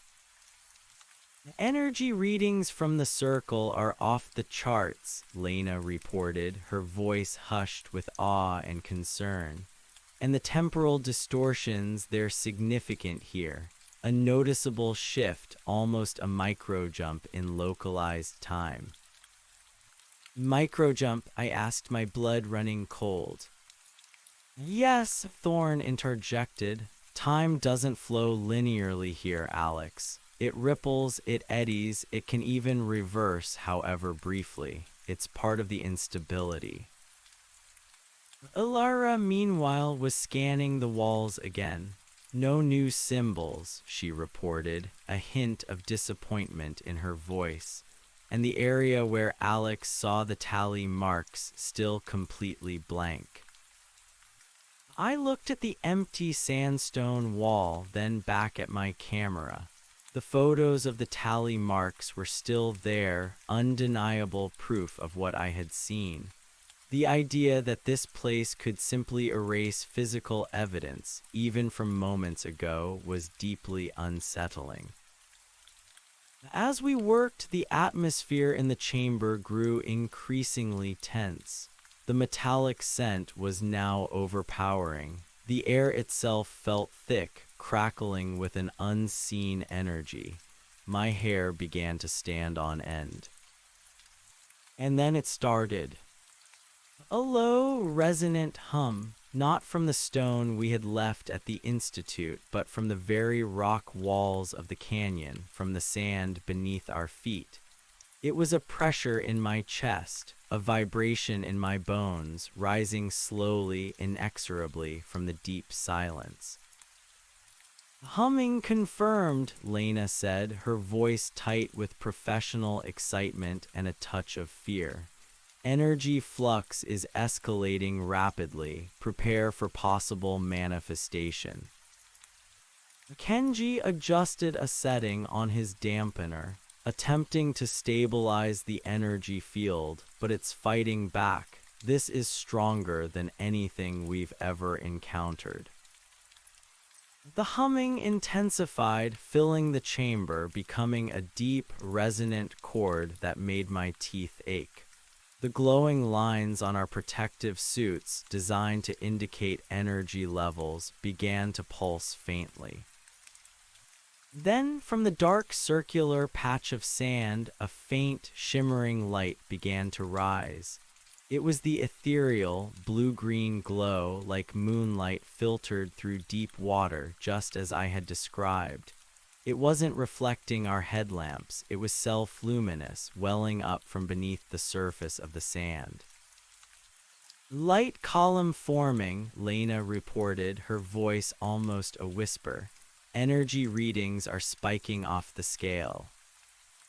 The metallic smell was now overwhelming, and the air crackled with a strange, almost electric energy. The hum reached a crescendo, a deafening roar that vibrated through my entire body. The blue-green light from the circle intensified, forming a shimmering, translucent column that rose several feet into the air. It pulsed, slowly at first, then faster, in sync with the rising hum. My heart hammered against my ribs. This was it. This was what I had seen before. This was them. And then, just as before, the light column began to coalesce. It shimmered and swirled, and within its ethereal glow, vague shapes began to form. At first, they were indistinct, like smoke, but slowly, horrifyingly, they began to resolve into something recognizable. Figures not solid, but shimmering, translucent apparitions. They were tall and slender, with elongated limbs, their forms indistinct, almost fluid. They had no clear faces, just vague, shadowy depressions where eyes and mouth might be. But there was no mistaking their general shape. They were humanoid. And there were several of them standing within the column of light, their forms shifting, their movements graceful but unsettling. They weren't looking at us directly, but rather observing the space around them, their very presence exuding that aura of profound otherworldliness, a silence that wasn't an absence of sound, but an active, consuming quiet. "Anchors confirmed," Thorne's voice crackled, full of a strange mix of dread and scientific triumph. Visuals on screen. Kenji, try to get a stable energy reading, a spectroscopic analysis. Ilara, any signs of communication, any gestures. One of them, the tallest, most central figure, slowly, gracefully turned its head. One of them, the tallest, most central figure, slowly, gracefully turned its head. It wasn't a head in the human sense, more a fluid, elongated mass at the top of its shimmering form. Yet the distinct sensation of being observed, of being scrutinized, washed over me. It felt like being looked at, not with eyes, but with an entire being, a silent, penetrating gaze that seemed to peel back layers of my own consciousness. The figure then extended a slender, almost ethereal arm, pointing directly at me. It wasn't a human gesture, more like a flowing shift in its translucent form, a ripple of light that ended in a delicate, tapering digit. "It's gesturing at Alex," Ilara's voice crackled, laced with a mixture of awe and trepidation. "A direct acknowledgement, this is unprecedented." "Kenji, get a full energy signature on that gesture, on the figure itself," Thorne commanded, his voice tight with urgency. "Lena, what are the temporal readings now?" My breath hitched. The figure's gesture was so precise, so deliberate. It wasn't an aggressive movement, but it wasn't benign either. It felt like a summons or an accusation. And then a new sensation. a whisper, but not the faint, breathy one I'd heard before. This was inside my head, clearer, colder. He is the key, the link between. The words were not in any human language, yet their meaning resonated directly in my mind. The voice was like ice, ancient and hollow, utterly without emotion. It was their voice. I stumbled back a step, a gasp escaping my lips. It spoke to me, I choked out, my voice trembling. Inside my head, it called me the key, the link. Thorn's head snapped towards me, his eyes wide with a sudden, profound realization. A direct psychic link. They've established a telepathic connection with you, Alex. This is extraordinary. What else did it say? It said the link between, I repeated, trying to steady my racing heart. The metallic tang in the air suddenly sharpened, as if the communication itself had an energetic cost. Lena's voice cut through the air, strained. The energy flux around Alex is off the charts, Dr. Thorne. His personal resonance is amplifying the conduit's output. And the temporal distortions, they're focusing on him too, like a gravitational pull. The dampener is struggling, Kenji exclaimed, his voice losing its usual calm. The field is buckling, the conduit's power is overwhelming it. As Kenji spoke, the ground beneath our feet began to vibrate again, a low, ominous rumble that echoed through the vast chamber. The blue-green light column intensified, flaring brighter, casting long, wavering shadows on the canyon walls. The shimmering figures within it seemed to grow more defined, their forms taking on a greater solidity, their outlines sharper. And then one of the figures, the one that had gestured, began to step forward, out of the light column towards me. Its movement was slow, deliberate, unnervingly graceful. With each step, it seemed to solidify further, its translucent form becoming more opaque, its outlines sharper, its presence more substantial. The metallic scent spiked, almost burning my nostrils. "They're emerging," Lena cried, her voice filled with alarm. "It's a full emergence, Dr. Thorne." Kenji, push the dampener. Elara, observe, but be ready for immediate retreat. Kenji gritted his teeth, wrestling with the controls of his device. The energy dampener whined, its protective field flickering visibly around the dark circle, but it was losing the fight. The shimmering figure continued its slow, inexorable advance, its form now almost solid, a tall, slender being of deep, iridescent blue. It wasn't transparent anymore. It was there. Panic, raw and primal, seized me. This wasn't a spectral observation. This was a physical presence. The hum in the chamber escalated into a piercing whine like 1,000 grinding gears. The ground shook violently, threatening to throw us off our feet. The figure stopped just at the edge of the dark circle, its iridescent blue form radiating a cool, alien light. It was taller than any of us, easily 7 feet, its limbs long and slender. Its head was still featureless, a smooth, elongated dome, but its body was now clearly defined, almost skeletal, yet powerfully built, like an insectal warrior clad in living crystal. Its gaze, or what felt like a gaze, was still fixed on me, and then it extended its hand again, slowly, deliberately.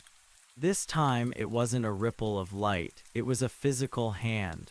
5 slender, jointless fingers ending in delicate, almost translucent tips reaching out towards me.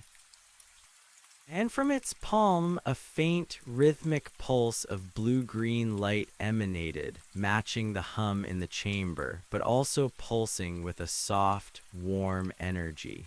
It was the same light as the glowing lines on the stone. It's offering something, Alara exclaimed, her voice tight with fascination. Or trying to touch you, Alex, be careful.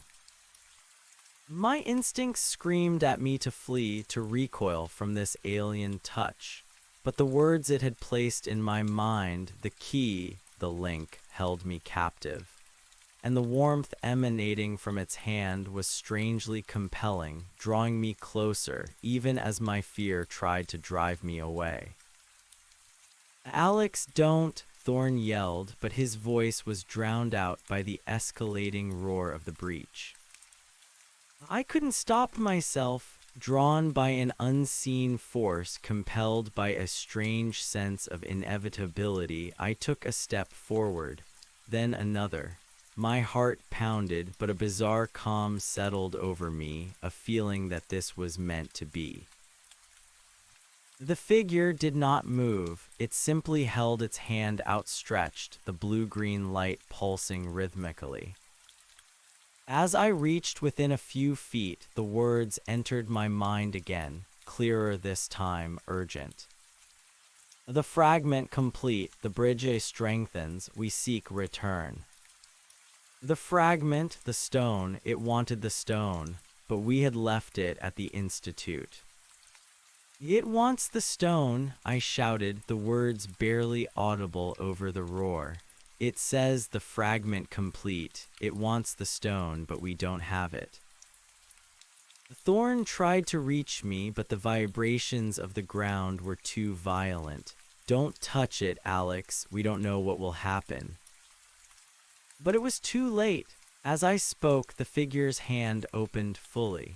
And then from its palm, not a physical object, but a small, shimmering sphere of pure blue-green light began to coalesce.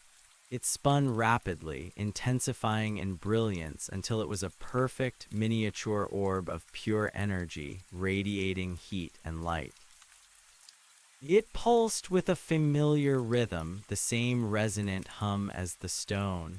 It was a smaller, purer version of the energy that powered the artifact. And then, with a delicate, almost imperceptible motion, the anchor extended its arm further, pushing the orb towards me. The sensation of the approaching orb was not one of heat, but of intense cold, a freezing pressure that pushed against my chest, making it hard to breathe. The air around it shimmered violently. Take the seed, sustain the conduit, guide the crossing. The seed, it wanted me to take this energy orb, to sustain the conduit, to guide the crossing. What crossing? They're crossing. My mind screamed a chaotic symphony of fear and incomprehension, but my body moved on its own. I reached out, my hand gloved, and felt the distinct chill as my fingers closed around the orb of light. It was not solid, not liquid, not gas. It was pure energy, contained, yet vibrating with immense power. It pulsed in my hand, a living, breathing thing, radiating a cool, intense light that shone through my glove.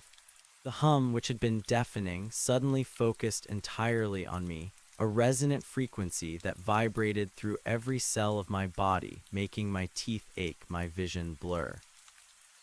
The metallic scent reached an unbearable intensity, choking me. My head felt like it was splitting open. The ground convulsed beneath my feet. And then, just as quickly as it had formed, the shimmering orb in my hand retracted, dissolving not into light, but into my very being. I felt a cold surge, a rush of energy, moving up my arm, through my chest, settling deep within me. It wasn't painful, but it was utterly alien, a profound internal shift. It was as if a part of them had become a part of me.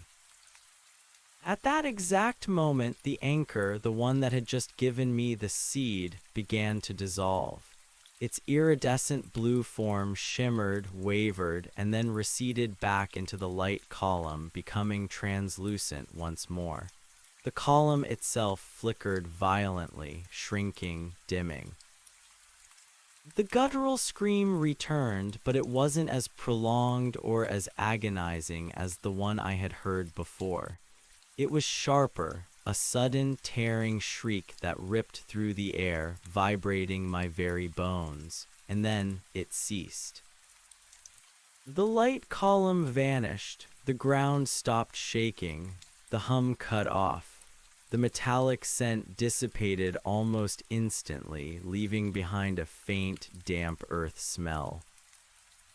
The chamber was plunged back into profound darkness and silence. The only sound was my own ragged breathing, amplified by my suit's internal comms and the frantic gasps of my team. "Alex, are you all right?" Thorne's voice was sharp, urgent, full of terror. I collapsed to my knees, my head spinning, my body trembling uncontrollably. I felt different. The chill was gone, but in its place was a subtle warmth, a low thrumming deep within my chest, a constant, low-frequency vibration that was now a part of me. Like the stone, but internalized. I think so," I managed, my voice hoarse. It gave me something, a seed. It dissolved into me. Lena was by my side in an instant, her hand scanner sweeping over me. "Energy readings from Alex are incredibly high," she reported, her voice hushed with disbelief. "He's emitting a localized energy field consistent with the conduit. It's like he is the conduit now." "A living conduit," Thorne whispered, awe in his voice. "Unprecedented. They've integrated him. He is the link." Kenji, meanwhile, was carefully approaching the dark circle. No residual matter, no handprint. The circle is dormant again, but my dampener is completely fried. It couldn't handle the power. He looked at me, a profound concern in his steady gaze. "Alex, what exactly did it feel like?"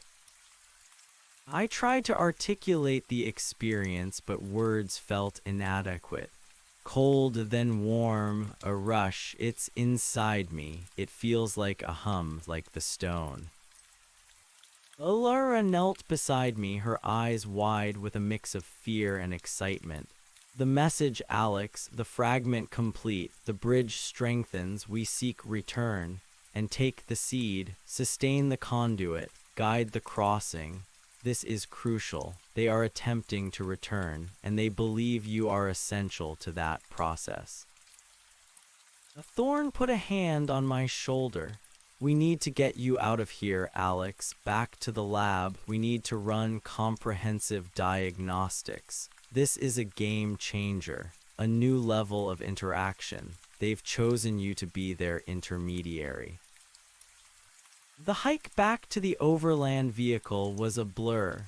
My teammates, usually so focused on data, now kept a wary, almost reverent distance. They were concerned, but also profoundly curious. I could feel their scientific minds grappling with the implications of what had just happened. Once back at the mobile lab, Lena immediately began attaching a myriad of sensors to me. My body was still thrumming with the alien energy. The low vibration in my chest was constant, a quiet hum that I could now actively feel, like an internal tuning fork. "Remarkable," Lena kept muttering, her eyes glued to the holographic displays that projected a real-time map of my internal energy fields. "Alex, your bioelectric signatures are fluctuating wildly, but in a structured, rhythmic pattern. It's like your nervous system has been rewired to interface with an external power source, and the energy output, it's identical to the artifact. You've absorbed its essence." "So I'm a human glow stick now?" I asked, trying to inject some levity, but my voice was shaky. Thorne, observing intently, shook his head. "More than that, Alex, you are a receiver, and perhaps a transmitter. They've given you a part of themselves, a piece of their seed, to facilitate their return. You are, quite literally, the bridge." The thought was terrifying. I was no longer merely a witness or even an investigator. I was an active, unwilling participant, a tool. Over the next few days, we remained at the remote base camp. Thorn and Lena conducted an exhaustive series of tests on me. They found that my heart rate and brain activity now subtly mirrored the resonance patterns of the stone, even though the stone itself was hundreds of miles away, back at the Institute. My body temperature was slightly elevated, but comfortably so. My senses, particularly my hearing, felt sharper, more attuned to subtle environmental shifts. I could almost hear the whisper of the wind through the canyon in the distance, even from our hidden camp. Ilara worked tirelessly, trying to decipher the meaning of the anchor's words. The fragment complete, she mused, pointing to my chest on a holographic scan. You, Alex, are the fragment, or at least you now hold it within you.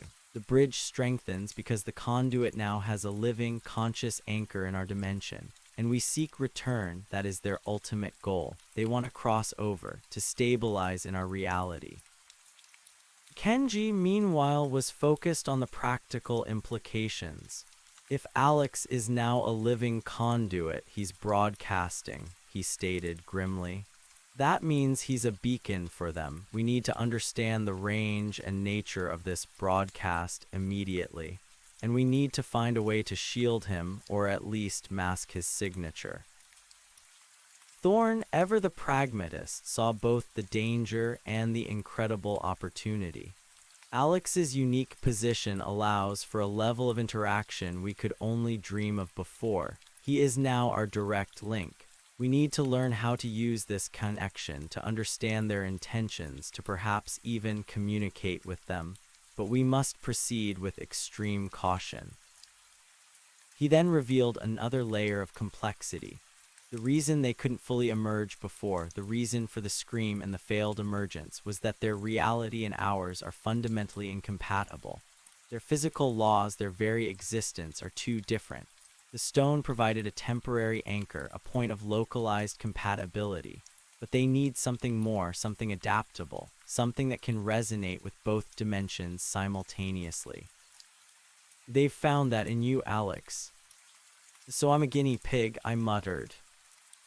Thorn looked at me, his gaze sympathetic.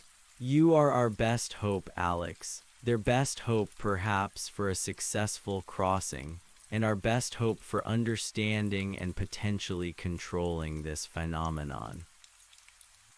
The weight of his words settled heavily upon me. I was not just Alex Miller, geologist. I was something else now. A bridge, a key, a potential gateway for entities from another dimension. We packed up the mobile lab and returned to the Institute. The moment I stepped back into Thorn's office, he immediately placed the original stone artifact on its platform. As I approached it, the internal hum I felt intensified and the glowing lines on the stone brightened significantly. It was as if two parts of the same whole were now reunited, resonating with each other. The connection is undeniable, Thorn announced, watching the instruments surge with activity. The original conduit is reacting to Alex's presence. And Alex, you're experiencing an amplified effect, yes?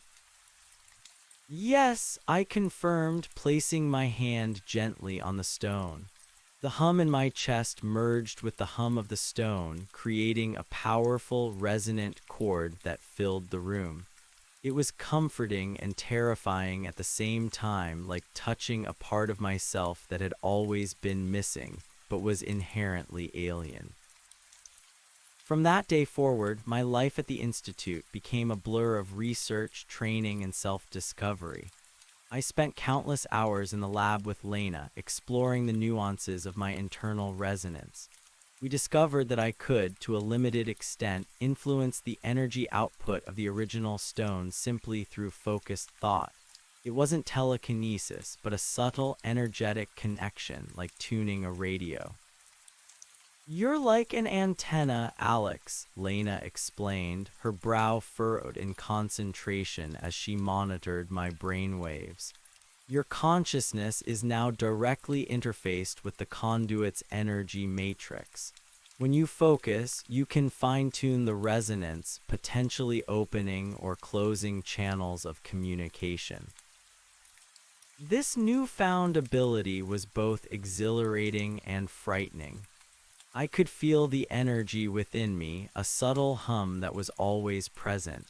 When I focused, it intensified, a warmth spreading from my chest through my limbs, sometimes even causing my skin to prickle with a faint, static charge.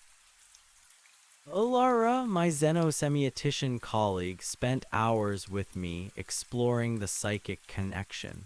We experimented with simple thoughts, trying to send and receive impressions. The anchors did not communicate in words, but in concepts, in feelings, in flashes of imagery that imprinted directly on my mind. They were not malevolent, at least not in the way humans understand malice. They were driven by a singular, profound need to return. They conveyed a sense of being lost, scattered across dimensions, yearning for a home they could no longer fully access. Their dimension, Phase B, was collapsing or perhaps shifting in a way that made our reality their only viable refuge. The crossing was not just a physical transition, but a survival imperative. "They're refugees, Alex," Alara concluded one evening after a particularly draining session where I'd experienced overwhelming flashes of desolation and cosmic longing. "They're not trying to invade us, they're trying to escape their own dying reality." This understanding added a new layer of complexity to my fear. They weren't monsters. They were sentient beings facing extinction, and I was their only way out. Meanwhile, Kenji worked tirelessly on protective measures. He developed a personal dampening field, a small device I wore at my waist that could partially mask my unique energy signature from external detection. "It won't make you invisible to them, Alex," he warned, "but it might make you less of a glaring beacon. It's a temporary measure, a way to buy us time." Thorn, overseeing all of this, saw the grander picture. "They are attempting a full, stable migration," he explained during a weekly briefing. "Not just one or two, but a significant number of anchors. Your canyon is not just a portal, it's a potential new home. And you, Alex, are the key to building that home." "What would happen if they succeed?" I asked, a chill running down my spine. "What happens when an entire alien race crosses over into our reality?" Thorn's face was grim. "That, Alex, is the ultimate question. Their very presence could cause widespread environmental and temporal instability. Our ecosystems could collapse. Our reality could literally unravel. We cannot allow an uncontrolled crossing, but we also cannot simply condemn them to extinction. We need to find a way to mediate this, to find a balance." This was the core of the Institute's mission, not just to study, but to protect, to find solutions for problems that defied human comprehension. One morning, several weeks after my return to the Institute, a new development occurred. I woke up with a sharp, clear image in my mind, a symbol. It was the 7 tally marks I had photographed, but this time they weren't on a wall. They were shimmering, almost alive in the space before my inner eye, and below them the white dot pulsating. I immediately went to Thorn. "The tally marks," I explained, describing the vivid mental image. "They're back in my mind." Thorn's eyes lit up. "This is it, Alex. They are communicating directly through you. The threshold cycle. The 7 marks. It's a countdown. It means the nexus in the canyon is entering its next phase of activity. The dot, that is the breach, the crossing." We immediately convened the team. Alara was ecstatic. "This is precisely what we needed, a direct, real-time indicator of the Nexus's state. Alex, can you perceive any other information, a timeline, a specific date? I closed my eyes, focusing, letting the hum within me guide my thoughts. The image of the tally marks intensified. One of them, the first mark, began to glow brighter, then slowly, silently faded. My eyes snapped open. One just faded, I said, my voice hushed. The first one, it's like a day passing or a stage completing. A collective gasp went around the room. A countdown, Thorne confirmed, his voice grave. 7 phases until the final breach. We don't know the duration of each phase. It could be days, hours, or even minutes, but it started. We need to return to the canyon immediately, Lena urged. We need to monitor this firsthand, and Alex, you are our only real-time gauge. The decision was unanimous. This was a critical juncture. The anchors were actively preparing for their crossing, and I was their clock. We packed with a renewed sense of urgency. The overland vehicle was reconfigured with even more advanced monitoring equipment. Kenji enhanced my personal dampening field, trying to make it more effective.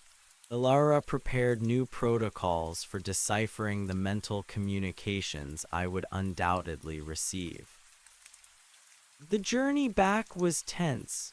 I kept my focus inward, constantly monitoring the mental image of the tally marks. By the time we were halfway through Nevada, the second mark had faded. Then, somewhere in Utah, the third. 4 marks left, I announced grimly, feeling the shift within me, a subtle tightening, an escalation of the hum. The phases are progressing faster now. Thorne nodded, his jaw tight. They are aware we are returning. They are adapting. They are accelerating their efforts. We arrived back at the hidden base camp just as the sun was setting. The air was thick with the familiar metallic scent, even at this distance.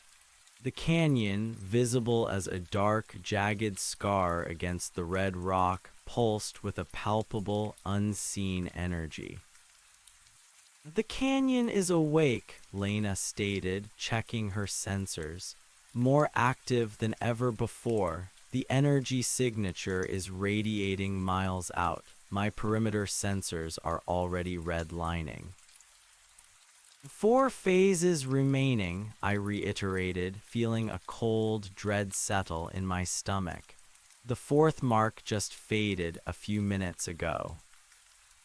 This meant each phase was lasting only a few hours now. The crossing was imminent.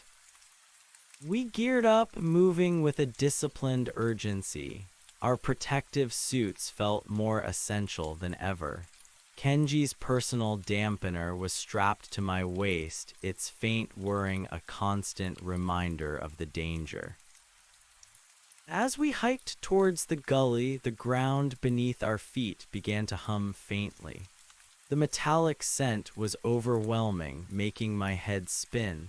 I could hear it now, the soft, low thrumming of the canyon resonating with the hum inside me. It felt like walking into a massive, living organism.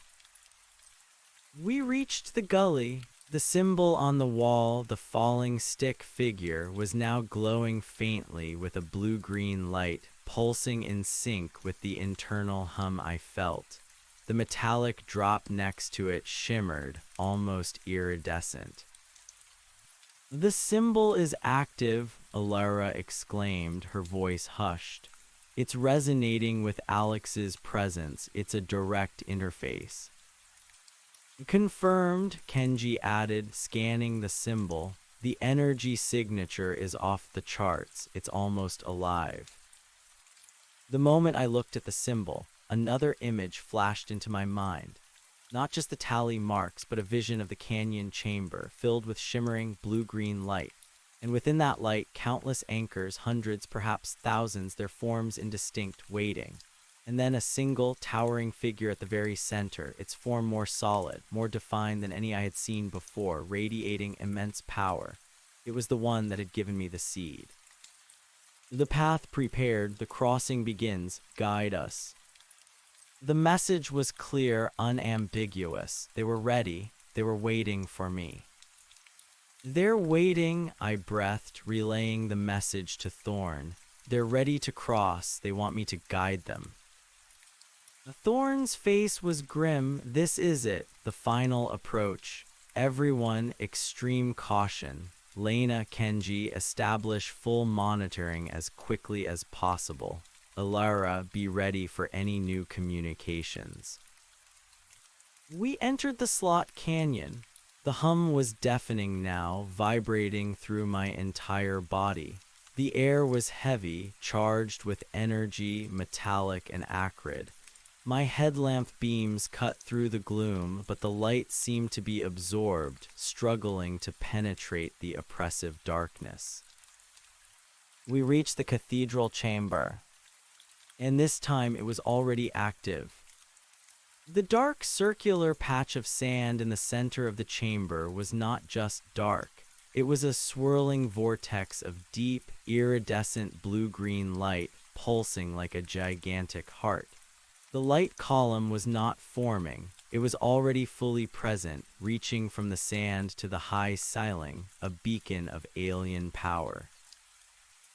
And within the column, they were already there, hundreds of them.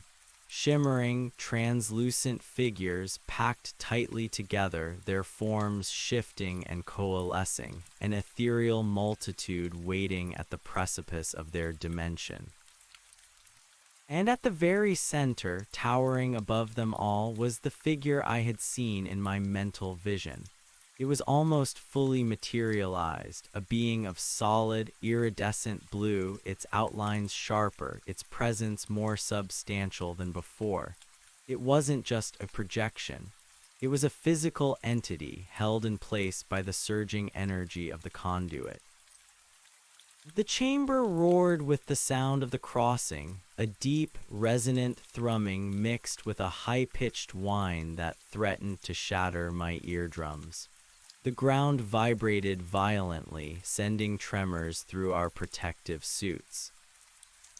"Full breach initiation," Lena shouted, her voice barely audible over the din. "The energy readings are unprecedented. This is far beyond anything we've ever measured." "My dampener is completely useless," Kenji yelled, wrestling with his controls. The field collapsed the moment we entered the chamber. All eyes turned to me. The towering anchor in the center of the column extended its hand again, its gesture clear, commanding. "The time is now. Step forth, Alex Miller. Guide the crossing." The words were an undeniable imperative. The hum within my chest intensified, resonating with the entire chamber, drawing me forward. I felt an irresistible pull, a magnetic force that compelled me towards the swirling column of light, towards the waiting multitude. "Alex, no!" Thorn cried, reaching for me, but it was too late. My legs moved of their own accord, carrying me forward, towards the vortex, towards the crossing. "I have to," I shouted, the words tearing from my throat. "It's calling me, I'm the key." As I took my final steps towards the edge of the dark circle, the fourth tally mark faded in my mind. Then the fifth, then the sixth. Each one vanishing in rapid succession, a countdown accelerating towards zero.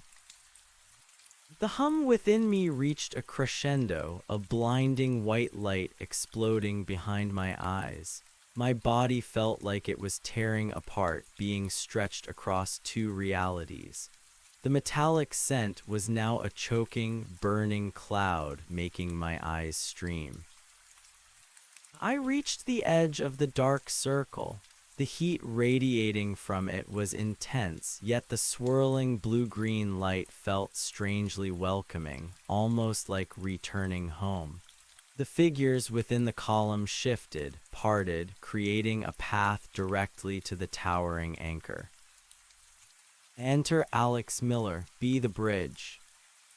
As I stepped onto the swirling vortex of light, the seventh and final tally mark faded in my mind.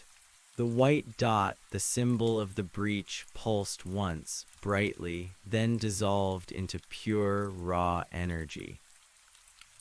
The moment my foot touched the light, my personal dampener exploded with a shower of sparks, instantly vaporized by the overwhelming energy. The energy within me surged, amplifying 1,000-fold. I felt utterly exposed, utterly connected. My team, standing just outside the circle, watched in horror as I was enveloped by the shimmering light. The light column flared, reaching for the ceiling, brighter than 1,000 suns, turning the entire chamber into an ethereal, blinding world of blue-green.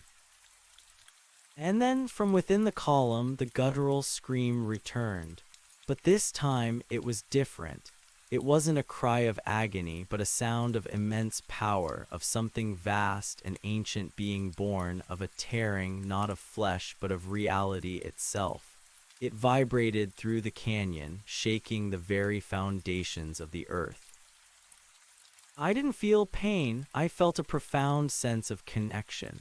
My consciousness expanded, merging with the collective consciousness of the anchors, a sea of ancient, longing minds. I saw their world, their dying reality, a fractured landscape of shimmering energy and collapsing forms, and I felt their desperate hope, their absolute reliance on me. I was the bridge, I was the key, and I was opening the way. The towering anchor reached out, its iridescent hand encompassing mine. Its touch was not physical but energetic, a surge of power that flooded my entire being, resonating with the internal hum, now a roaring furnace of energy within my chest. Then the anchors began to move, not individually but as a collective, a shimmering river of blue-green light flowing out of their dimension, through the column, through me, and into the canyon chamber. The chamber filled with them, a silent, swirling multitude, their forms slowly solidifying, becoming more opaque, more present in our reality. The air crackled, the metallic scent was unbearable, but now mingled with a faint, damp earth smell that intensified with each arriving anchor. They were not solid, not fully manifest, but they were here. A mass of iridescent blue forms filling the vast chamber, slowly, silently, moving further into the canyon. I stood there at the nexus of the crossing, my hand still held by the towering anchor, my body a conduit, a living gateway. The energy was immense, overwhelming, but I was not consumed. I was simply a part of it. Then from the mental connection, a new message. The first wave, the scouts proceed, the path secure. The first wave, they weren't all coming at once. These were the scouts. As the chamber continued to fill, I saw a new type of symbol begin to appear on the canyon walls. Not painted, not etched, but forming spontaneously from the rock itself, glowing with a soft, internal light. They were complex, intricate geometric patterns, swirling like constellations, different from any I had seen before. They seemed to be charting a path, marking the way for the others. The towering anchor released my hand. It nodded its smooth, elongated head, a gesture of profound gratitude.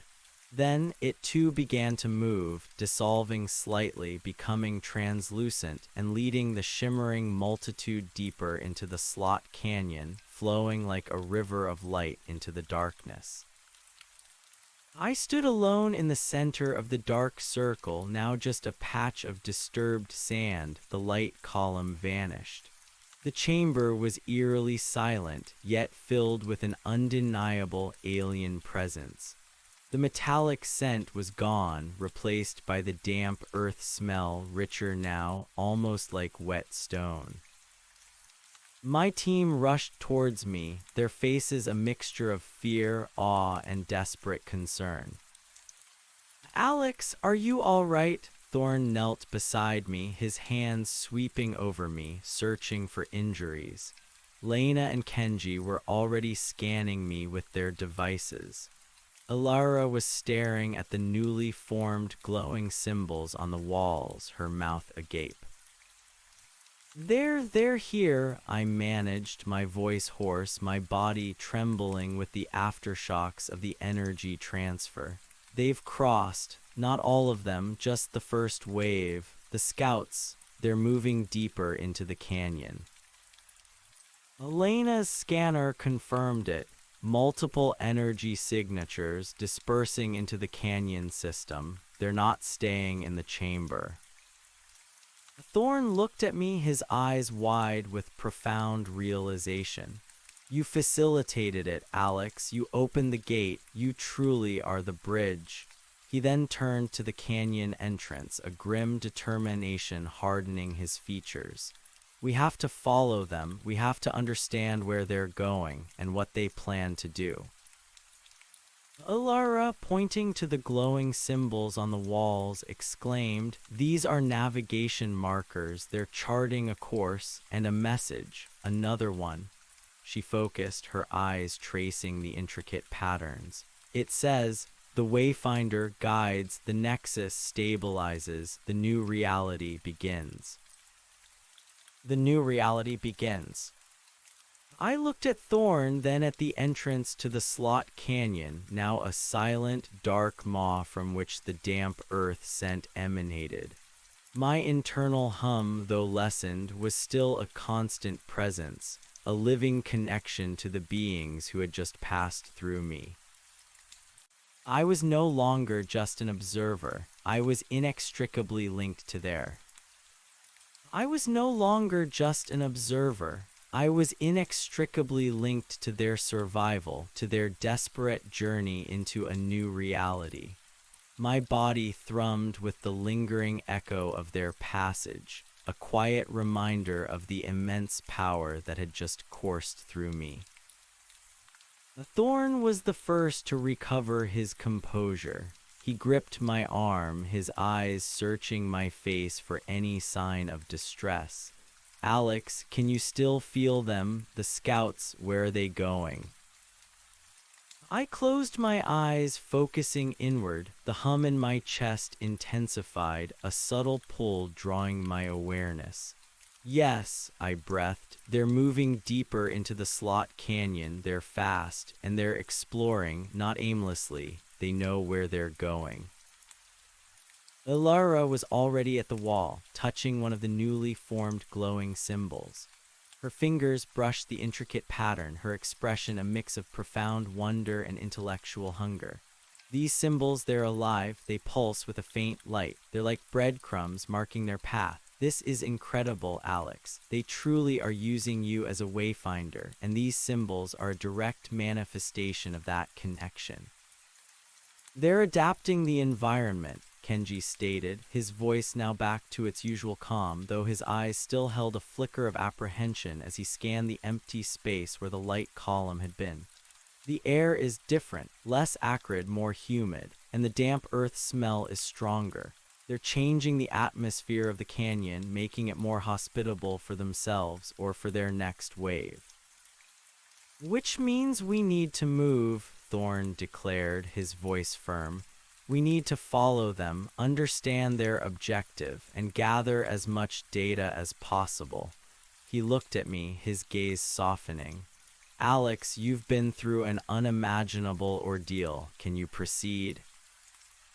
I pushed myself up, my legs feeling a little wobbly, but the internal hum gave me a strange sense of resilience.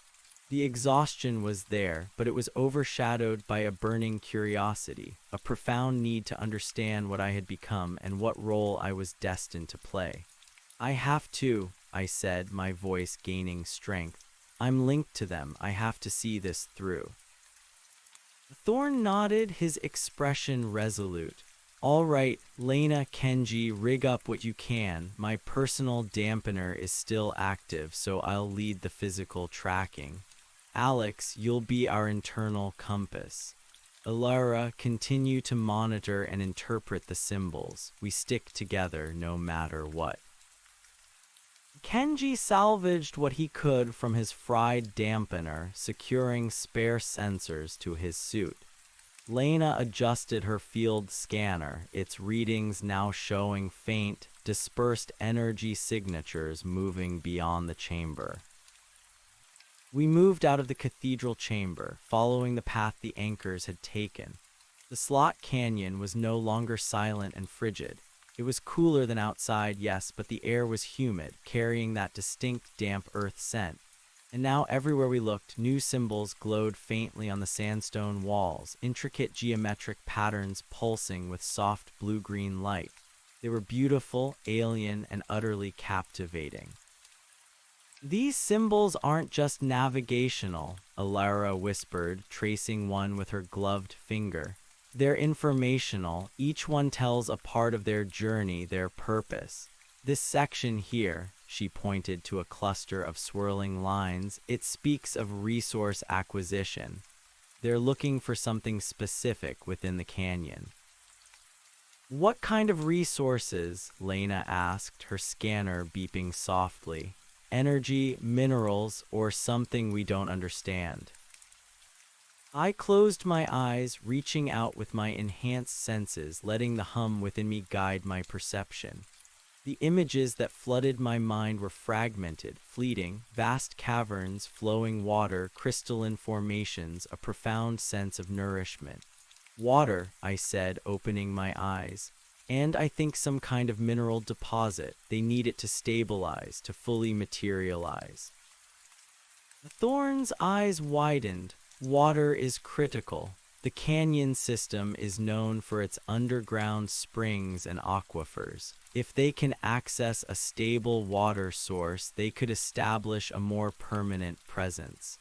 Kenji, do we have any ground-penetrating radar in a portable unit? I have a modified geological scanner, Kenji replied, pulling a compact device from his pack. It's designed for subsurface mapping, but it might pick up anomalous formations or disturbances near water tables. We pressed on deeper into the labyrinthine slot canyon. The glowing symbols on the walls became more frequent, more elaborate. The air grew progressively humid, the damp earth smell richer. It was like stepping into an ancient, hidden crypt that was slowly coming to life. My internal hum intensified, a constant, gentle pressure that indicated the proximity of the anchors. I felt their presence, a vague, ethereal awareness just beyond our perception, like whispers on the wind. They weren't hiding, they were simply moving with a purpose that transcended our own. After what felt like hours navigating through twists and turns guided by the symbols and my internal compass, the slot canyon began to widen. The walls receded, the ceiling rose, and we found ourselves in a vast, subterranean cavern. It was immense, far larger than the cathedral chamber, a cathedral carved by eons of water and geological forces. And in the center, a large, underground lake, its surface still and dark, reflecting the faint blue-green light that now pulsed from hundreds of points around the cavern. The anchors. They were dispersed throughout the cavern, their forms still semi-translucent, but far more defined than before. Many were gathered at the edge of the lake, their slender figures reaching into the water, not drinking, but seemingly absorbing it, shimmering faintly as they did so. Others were examining the cavern walls, particularly crystalline veins of rock that ran through the sandstone, their delicate fingers tracing the formations. And at the center of it all, overseeing their activity, was the towering anchor, its iridescent blue form now almost completely solid, radiating a cool, steady light. It stood at the edge of the lake, its gaze sweeping over its kin, then slowly turning towards us.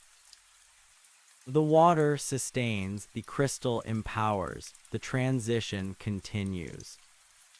The message was clear, direct, and accompanied by a profound sense of satisfaction from the anchor.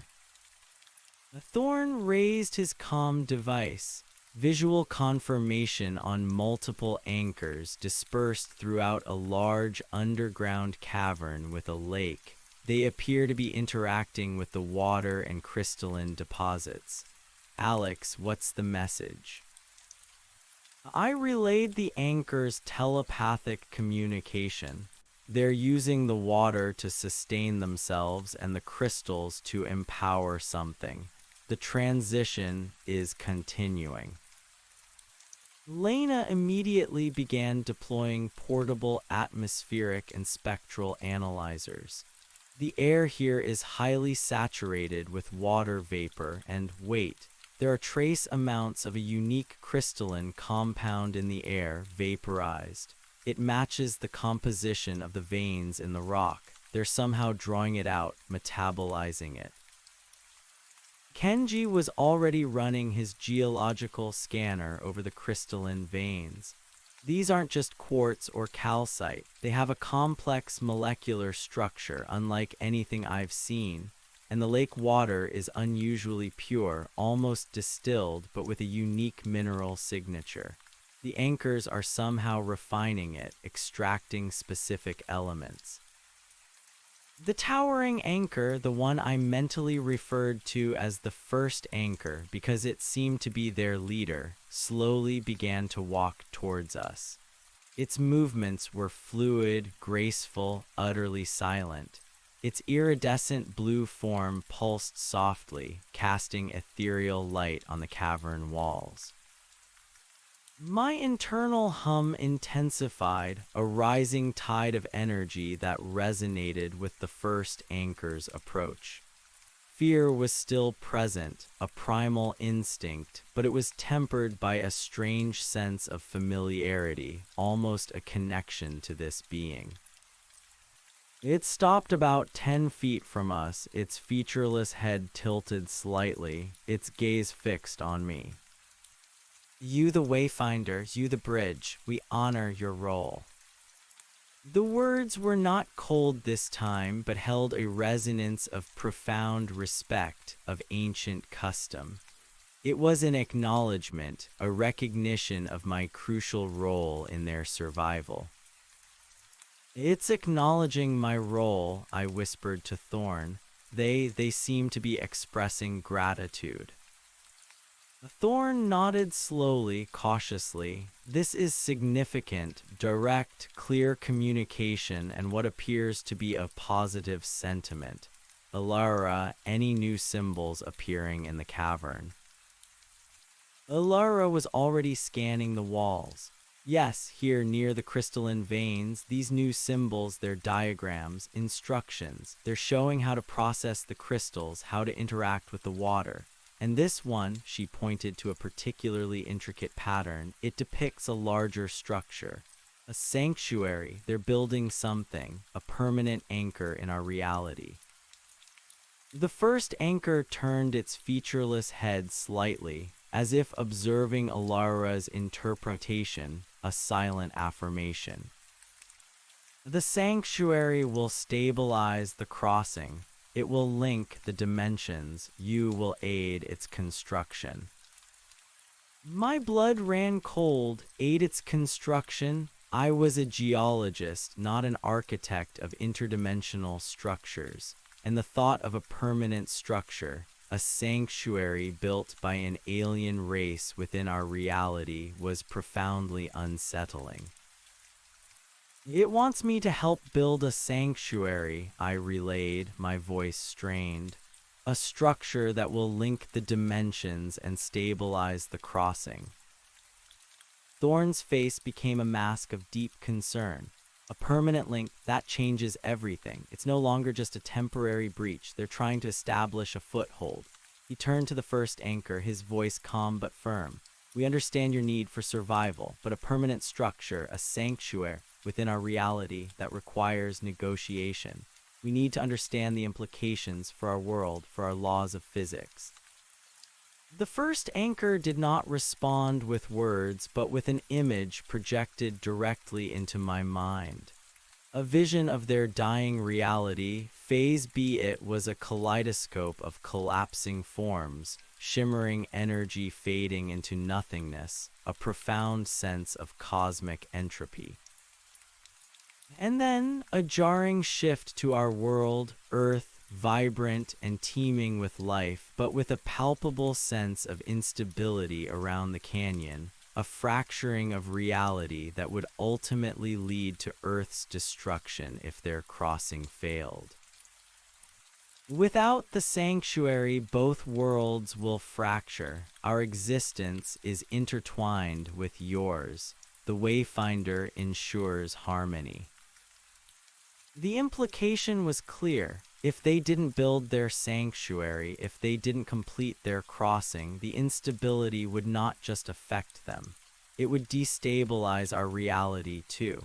My role as the Wayfinder was not just to guide them, but to ensure a harmonious, stable transition that protected both dimensions. They're saying that if they don't build this sanctuary, both our worlds will be destroyed, I explained, the weight of the vision pressing down on me. Their existence is now intertwined with ours, and I'm supposed to ensure harmony.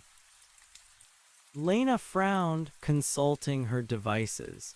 That's consistent with Thorne's theories on interdimensional topology. Uncontrolled breaches can create ripple effects, cascading instability. If their reality is collapsing and they're using our world as an escape valve, the sheer energetic exchange could indeed be catastrophic for Earth if not managed properly. So, cooperation is not just an option, it's a necessity for our own survival, Kenji observed, his expression grim. We have to help them build this sanctuary to prevent our own destruction, or at least a major catastrophe. Thorne looked at me, then back at the first anchor. Understood, we need more information. We need to understand the design, the materials, the energy requirements. Alex, can you ask them what they need from us? I focused my thoughts, directing the question to the first anchor. The response was immediate, a flash of images, diagrams of energy conduits, specific crystalline formations, precise resonant frequencies, and an overwhelming sense of collaboration. They needed our scientific expertise, our understanding of our own reality's physics, to integrate their technology with our environment. They needed me to translate, to bridge the gap in understanding. They need our scientific knowledge, I relayed, to understand our physics, to integrate their technology into our reality.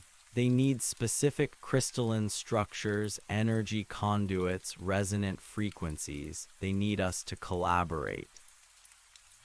Thorne took a deep breath. This is unprecedented. First contact leading directly to interdimensional collaboration to build an alien structure within our own world.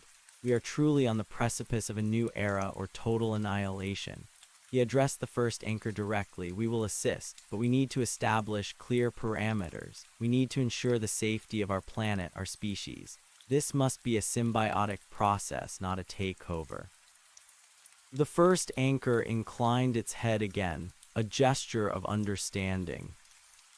Symbiosis is the path. The Wayfinder ensures balance.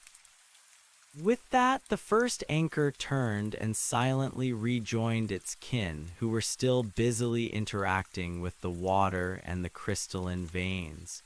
Their forms were slowly but perceptibly becoming more opaque, more solid. "All right, team," Thorne said, his voice full of a renewed sense of purpose. "This is our new mission. We are now working with the anchors to construct this sanctuary. We need to understand their science, their engineering, and how it interfaces with ours. Lena, Kenji, Alara establish monitoring stations throughout this cavern. Alex, you'll be our primary intermediary, our conduit for understanding. This is a delicate dance. We walk a tightrope between cooperation and caution." Over the next several days, the underground cavern became a buzzing hub of activity. IAS team members, carefully chosen and vetted for their discretion and scientific prowess, were brought in under the guise of an extended geological survey. They joined us, setting up advanced sensing equipment, analyzing the cavern's geology, and most importantly, observing the anchors. The anchors, the scouts, were fascinating. They didn't communicate audibly, but their actions were precise, their collective movements coordinated. They continued to interact with the lake water and the crystalline veins, drawing out elements and energy in a process that Lena dubbed dimensional metabolism. Their forms slowly solidified, becoming increasingly physical, their iridescent blue color deepening, their outlines sharpening. They still lacked distinct facial features, but their slender, insectal bodies gained a subtle musculature, an undeniable presence. My role became central. I spent hours in focused meditation, reaching out with my mind, trying to understand the anchors' intentions, their plans for the sanctuary. The messages were complex, a blend of images, sensations, and abstract concepts. The sanctuary, as I came to understand it, was not a building in the human sense. It was a vast, organic crystalline structure designed to resonate with both our reality, Phase A, and their dying reality, Phase B, creating a stable, perpetual bridge. It would act as a filtration system, allowing the remaining anchors to cross over without causing catastrophic destabilization. And it would provide them with a place to exist, a stable environment tailored to their unique physiology. The initial construction began subtly. The anchors didn't use tools. Instead, they projected focused energy from their hands, causing the crystalline veins in the cavern walls to expand, to grow, to intertwine into intricate, luminous patterns. They sculpted the very rock with their minds and their bioenergy. My team studied this process with intense fascination. Lena theorized it was a form of quantum lithogenesis, manipulating matter at a subatomic level through controlled resonance. Kenji meticulously documented the energy signatures involved, trying to replicate the effect with our own technology, albeit on a much smaller scale. Ilara, meanwhile, continued to decipher the new symbols that now appeared on the growing crystalline structures. These were detailed architectural plans, energetic flow diagrams, and complex mathematical equations, their language of construction. "They're essentially growing their city," Thorne observed one evening, watching the anchors manipulate a section of the cavern wall, causing crystalline tendrils to sprout and weave together. Using the natural resources of the canyon, modified by their own biology and energy, it's a completely alien form of engineering. One evening, while meditating by the lake, I received a particularly strong telepathic impression from the first anchor. It was a sense of urgency, of a ticking clock. The internal hum in my chest, usually a gentle thrum, felt more agitated, almost like a warning. The next wave prepares, the conduit must be strengthened, the wayfinder must learn control.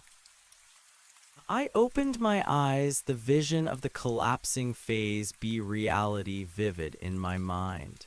The next wave meant more anchors, a larger migration, and they needed me to strengthen the conduit to learn control. I immediately went to Thorn. The anchors are preparing for the next wave, I explained, relaying the message. They say the conduit needs to be strengthened and I need to learn control. Thorn's expression grew serious. Control? What kind of control? I think control over the connection, I mused, feeling the agitated hum in my chest. Over the energy, to manage the flow, to open and close the bridge more precisely. Lena, who was nearby, overheard. Alex, you've already demonstrated a limited ability to influence the resonance of the original stone. We theorized it was your consciousness interfacing directly with the conduit's energy matrix. Perhaps they want you to expand that capability to become a conscious gatekeeper rather than just an open door. This was a terrifying proposition, to consciously manipulate the flow of interdimensional energy. It sounded like playing God. How would I even begin to do that? I asked, a tremor in my voice. The first anchor, sensing my apprehension, materialized silently nearby. Its presence radiated a calming energy, and a new image flooded my mind. A complex meditation, a visualization of energy flowing through my body, connecting with the crystalline structures, and then extending outwards to phase B. It was a mental exercise, a way to consciously attune myself to the interdimensional frequencies. Focus, wayfinder, connect with the crystal, channel the flow. Thorn watched the silent exchange, a flicker of understanding in his eyes. They're guiding him. Alex, this is a form of advanced biofeedback. They want you to become a fully conscious, active component of the sanctuary itself. And so began my intensive training. Each day, I would spend hours in deep meditation, guided by the subtle telepathic impressions from the first anchor. I would sit within the growing crystalline structures, feeling their resonance, learning to harmonize my internal hum with their intricate energy matrix. It was an arduous process. At first, I would experience intense disorientation, flashes of images from Phase B, a sense of being stretched thin across dimensions. But slowly, gradually, I began to gain a degree of control. I learned to feel the subtle energetic currents within the sanctuary, to direct them, to expand my awareness beyond my own physical body, sensing the interconnectedness of everything. I discovered that the seed they had given me was not just a piece of their energy. It was a neural interface, a living piece of their technology integrated into my consciousness.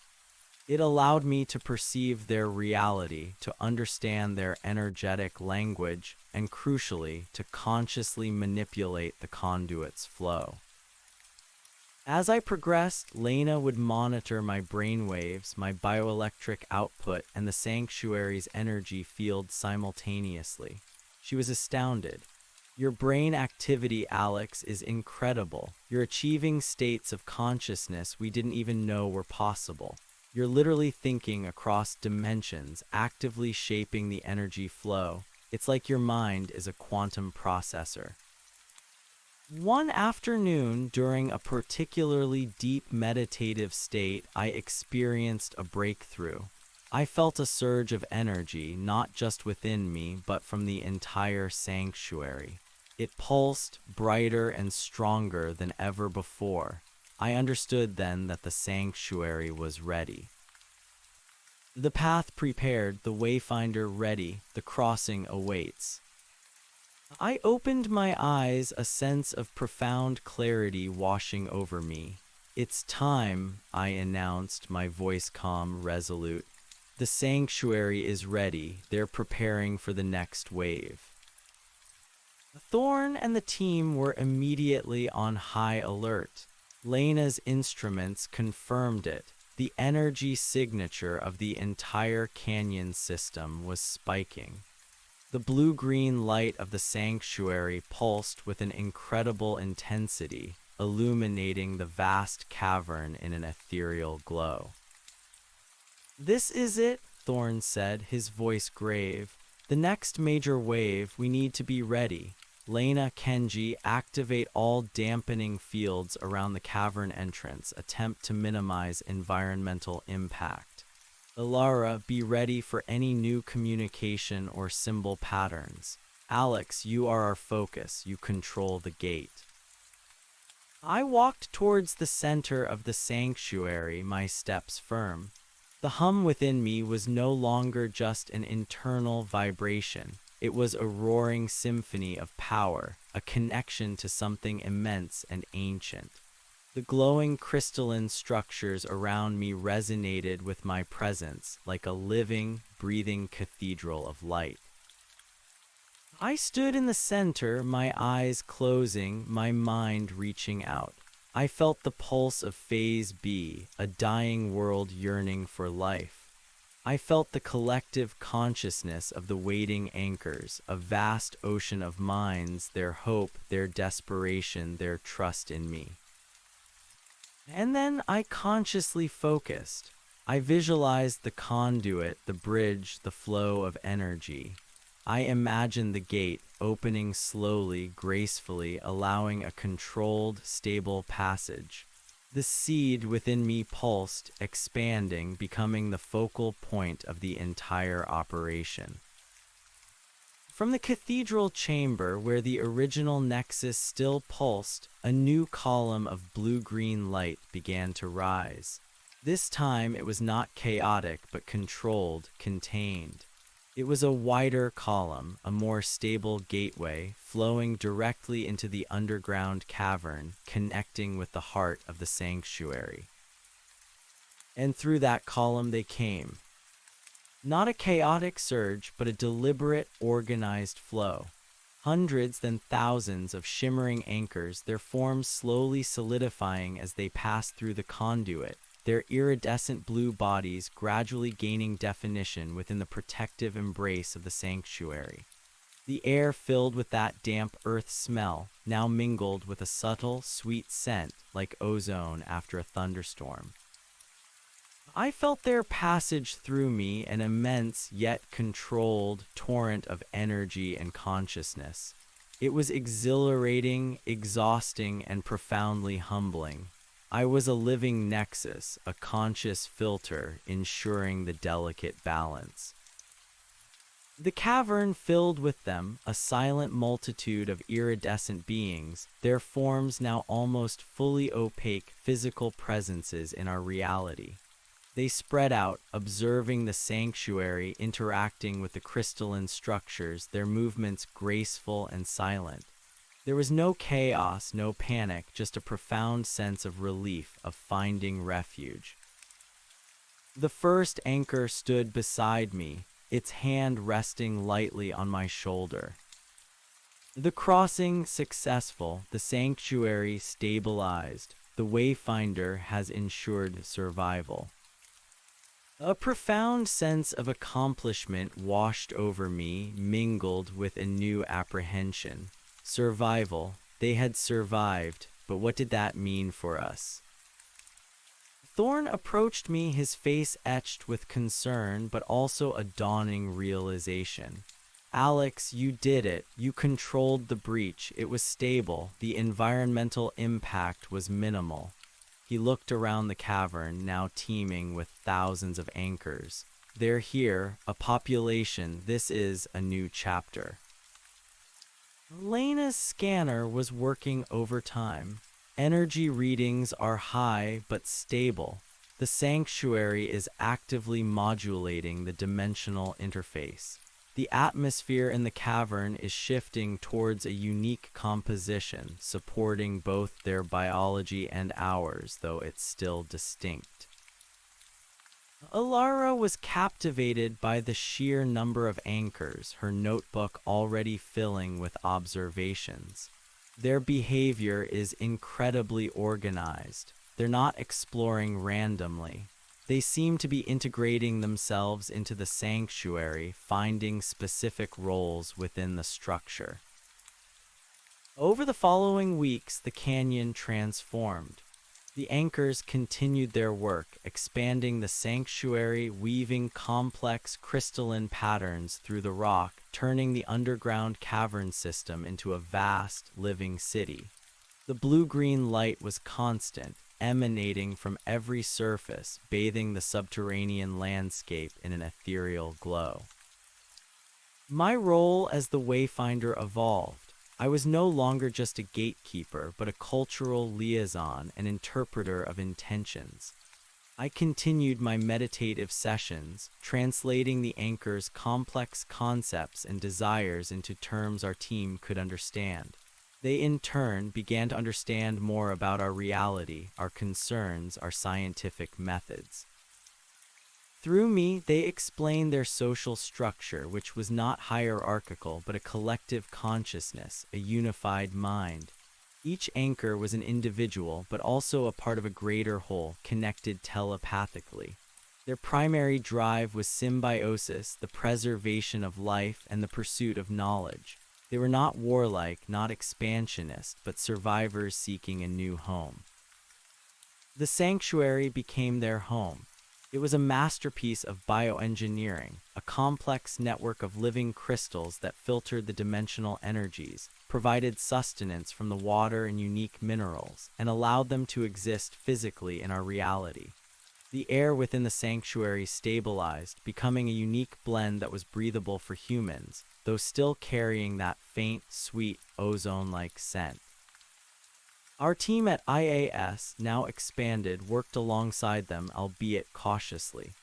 Kenji designed new, specialized dampening fields that could contain the sanctuary's unique energy signature, masking its presence from the outside world. Lena collaborated with the anchors, exchanging knowledge on quantum physics, discovering new properties of matter and energy that defied our current understanding. Ilara worked tirelessly to catalog and decipher their ever-evolving symbolic language, creating a rudimentary dictionary of interdimensional concepts. Thorn, ever the diplomat, established a formal protocol of interaction with the anchors through me. We discussed resource sharing, environmental impact, and the long-term implications of their presence. The anchors, through my translations, expressed a profound commitment to non-interference and harmony, understanding that their survival now depended on a delicate balance with Earth's ecosystem. One day, the first anchor approached me during a quiet moment in the sanctuary. Its form was now completely solid, its iridescent blue skin shimmering like polished obsidian. It was a magnificent alien being, a testament to resilience and adaptation. The sanctuary thrives, the Wayfinder has built a new home, the bridge is stable, but the final wave remains. My heart sank. The final wave, I had almost forgotten.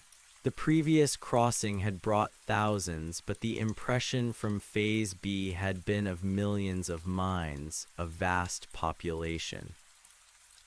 The final wave, I asked, directing my thought to the anchor. How many's whens?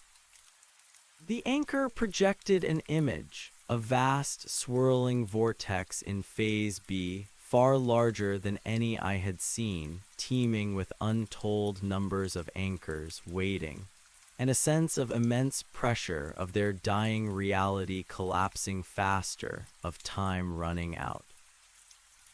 Millions, Wayfinder, all who remain, they will arrive when the energies align, soon. Millions, the thought was staggering. The sanctuary, as vast as it was, could not possibly hold millions of anchors, and the impact of such a massive crossing on our reality, even through a stabilized conduit, was unimaginable. I relayed the message to Thorn, Lena, Kenji, and Ilara, their faces blanched. Millions, Lena gasped. Even with the sanctuary's stabilization, that's an enormous energetic and physical footprint. The canyon system alone wouldn't be able to sustain them. And the sheer population density, Kenji added, looking around at the thousands of anchors already present. This cavern system, even expanded, has its limits. Where would they all go? Thorn was silent for a moment, his gaze distant, lost in thought. Then he looked at me, a grim determination in his eyes. Alex, this changes the scale of everything. The sanctuary is a success for the first wave, but it's not enough for a full migration. They need more. They need a larger space, a more robust infrastructure. And we need to prepare for the environmental and social consequences of millions of sentient, alien beings existing on our planet.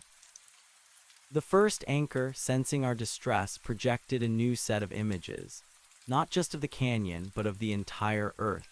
It showed various locations, natural energy points, underground caverns, dormant volcanic systems, all resonating with subtle, latent energies. And then a visualization of a network, a series of smaller sanctuaries, connected by energy conduits spread across the globe. Multiple sanctuaries connected by Wayfinder. Dispersal ensures stability. The anchors wanted to build multiple sanctuaries, a global network, and they wanted me to be the connection, the wayfinder that linked them all. This was not just about one canyon anymore. This was about a planetary integration. They want to build multiple sanctuaries, I explained, the weight of the new revelation settling on me. A network globally, and they want me to link them to ensure stability through dispersal.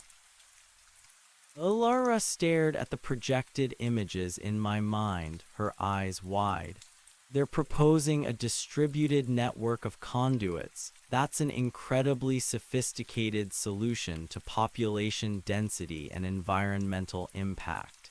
They're not just crossing over, they're integrating their very presence into Earth's planetary energy grid. But this would require global cooperation, Kenji pointed out, his brow furrowed. We're a secret organization. How do we explain an alien race building structures all over the world? The political, social, and military implications are immense. Thorn nodded, running a hand through his hair. Kenji is right. This isn't just a scientific problem anymore. This is a geopolitical nightmare waiting to happen. We can't keep this under wraps if they start building structures globally. We'd have to inform governments, explain first contact, explain their intentions, explain Alex's role. It would cause global panic, chaos, potentially war. The dilemma was stark. Condemn the remaining millions of anchors to extinction, knowing it could destabilize our own reality, or risk global panic, social upheaval, and potential conflict by revealing their existence and facilitating their planetary integration. The choice is yours, Wayfinder. Time dwindles. The first anchor's message was a gentle reminder of the urgency, the inevitability of the decision. I looked at my team at Thorn, their faces a mixture of fear, determination, and profound intellectual struggle. I thought of the dying world of Phase B, the desperate hope of the anchors, and the responsibility I now carried. We have to prepare for it, I said, my voice firm. We have to prepare for their arrival, for the multiple sanctuaries, and we have to start figuring out how to tell the world. Thorn met my gaze, a flicker of pride and apprehension in his eyes. You're right, Alex, there's no turning back now. This is bigger than the IAS, bigger than any of us. We need to formulate a plan. A strategy for global disclosure, for mediating this planetary integration. This will require the greatest diplomatic and scientific effort in human history. For the next few weeks, the focus of the IAS shifted dramatically. We continued to monitor the existing sanctuary, gather data, and deepen our understanding of anchor biology and technology. But a significant portion of our time was now dedicated to Project Dawn, the preparation for global disclosure and the integration of the final wave. Thorne began discreetly reaching out to trusted contacts within various scientific and governmental bodies, planting seeds, testing the waters, trying to gauge potential reactions. He drafted numerous white papers, scientific explanations, and contingency plans. Lena and Kenji worked on developing advanced sensor systems that could monitor planetary energy grids and predict optimal locations for future sanctuaries, based on the anchor's unique requirements. Ilara focused on refining the communication protocols, creating a universal language of symbols and concepts that could facilitate understanding between humanity and the anchors. I was at the heart of it all. My connection to the anchors grew stronger, my understanding of their collective consciousness more profound. I could feel their readiness, their impending arrival, like a distant storm on the horizon, slowly but surely approaching. The hum within me was now a constant, almost comforting presence, a part of my own heartbeat. I also discovered new facets of my own abilities. I could, for short periods, project subtle, calming energy fields, a residual effect of acting as the conduit. It wasn't a weapon, but a tool for empathy, for fostering understanding. The anchors had, in effect, imbued me with a fraction of their own collective consciousness, their drive for symbiosis. One morning, the familiar mental image of the tally marks reappeared in my mind. This time, there were no marks left, just a single, pulsating white dot, the symbol of the final breach. The alignment is complete. The crossing begins. The wayfinder must guide the final wave. The message was urgent, undeniable. My heart hammered against my ribs. It was time. I immediately summoned Thorne and the team.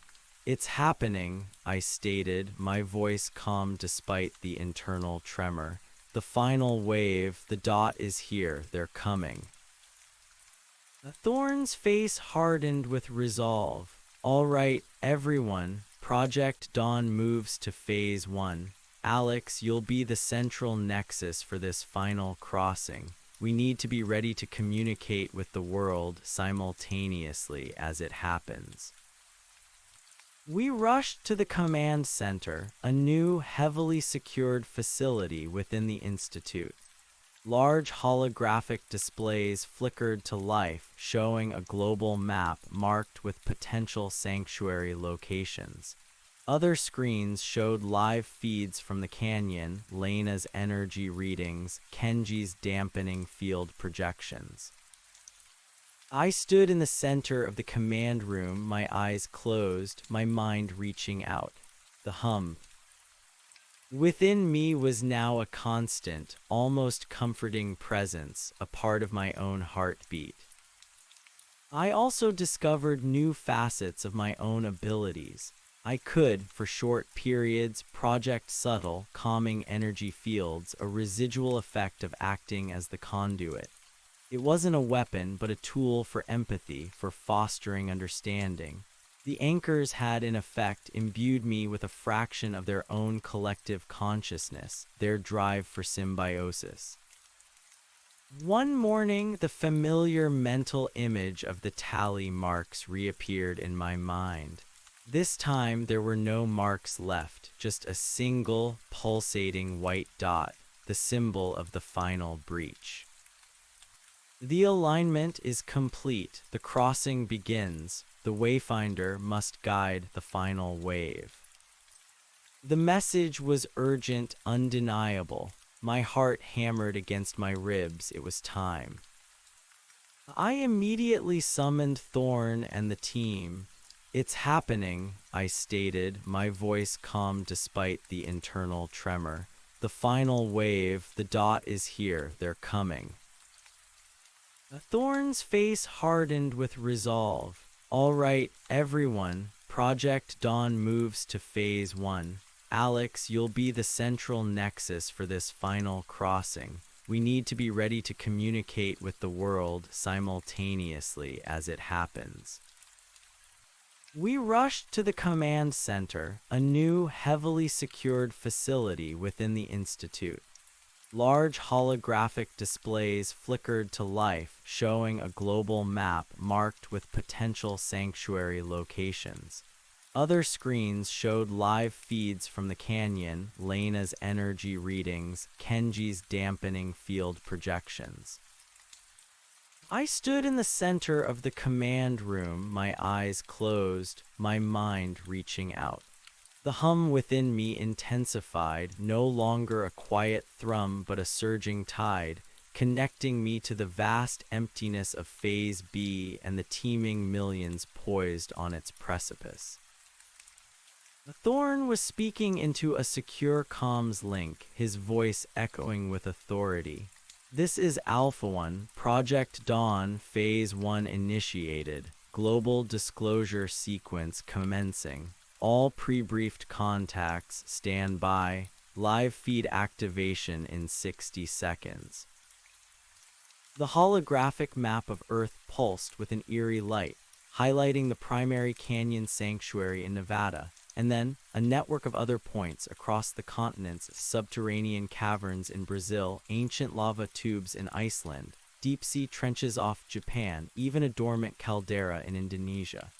These were the anchor-identified potential sites, all chosen for their unique geological and energetic signatures. Lena and Kenji were a flurry of controlled motion, their fingers flying across console screens.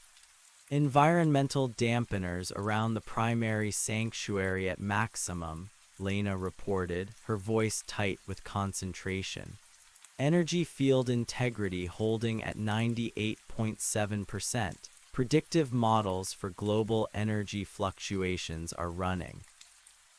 My external sensors are picking up a massive buildup of trans-dimensional energy, Kenji added, his brow furrowed. It's far beyond anything we've ever registered. The conduit is opening wide.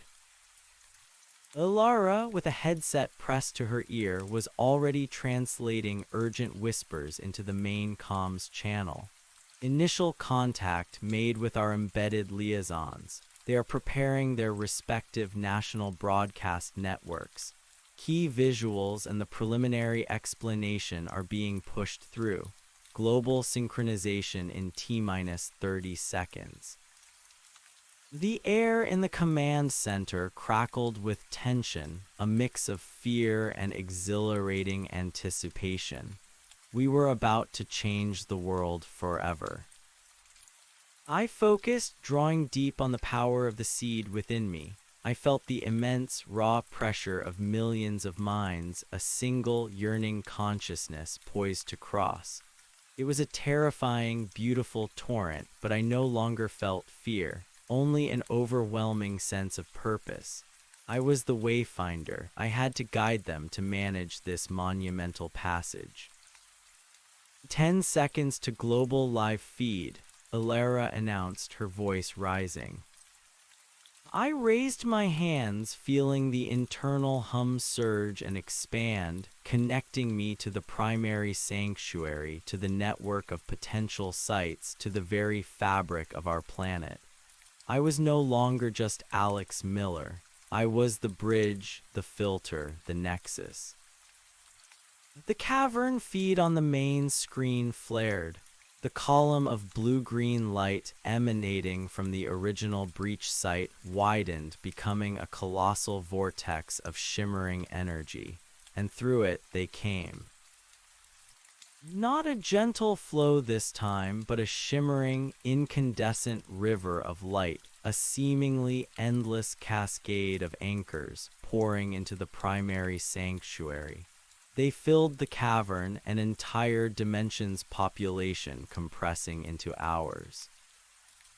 The hum in my chest became a roaring furnace, echoing the guttural scream I'd heard before, but now amplified a millionfold, stretching across realities, vibrating through my very bones. I felt the pressure, the sheer volume of their passage, and I consciously directed it, like a dam controller opening sluice gates, managing the flow. I saw the global map on the holographic display. As the anchors poured through me, I felt the connections snap into place, a network of energy conduits springing to life between the primary sanctuary and the potential sites. Each new site shimmered on the map, then glowed with a faint blue-green light as the energy flowed through me, readying them for the arriving populations. Disperse, Wayfinder, guide the multitudes, stabilize the reality. The first anchor's voice, now clearer and stronger than ever, resonated directly in my mind. And I visualized the distribution, the gentle spread of the population across the waiting sites. Through the network of energy conduits, I felt the anchors subtly redirecting, not remaining in the primary sanctuary, but flowing through the unseen pathways I was creating, guided by the seed, guided by my will, to their designated new homes. On the live feeds, the single column of light from the original breach began to divide, splitting into multiple, smaller columns that streamed towards the other global locations. It was a spectacle of impossible physics, a ballet of interdimensional energy. The conduits are active, they're diverging, Lena shouted, her eyes glued to her screens. Energy distribution is stabilizing across the designated global network. Environmental impact at the primary site is controlled. Holy, I'm seeing multiple energy signatures appearing simultaneously in Brazil, Iceland, Japan. Kenji gasped, his voice a mixture of awe and disbelief. It's working, they're dispersing. Meanwhile, Ilara, still on her comms, was relaying the global reaction. First reports coming in, panic in some regions, awe in others. Governments are demanding explanations. News anchors are speechless. Thorn, they're calling this the Great Crossing. Thorn, now looking directly at the main global map, nodded slowly. He took a deep breath. Alex, you are successfully managing the greatest migration in history. Keep the conduits stable, keep them flowing. My entire being was a conduit.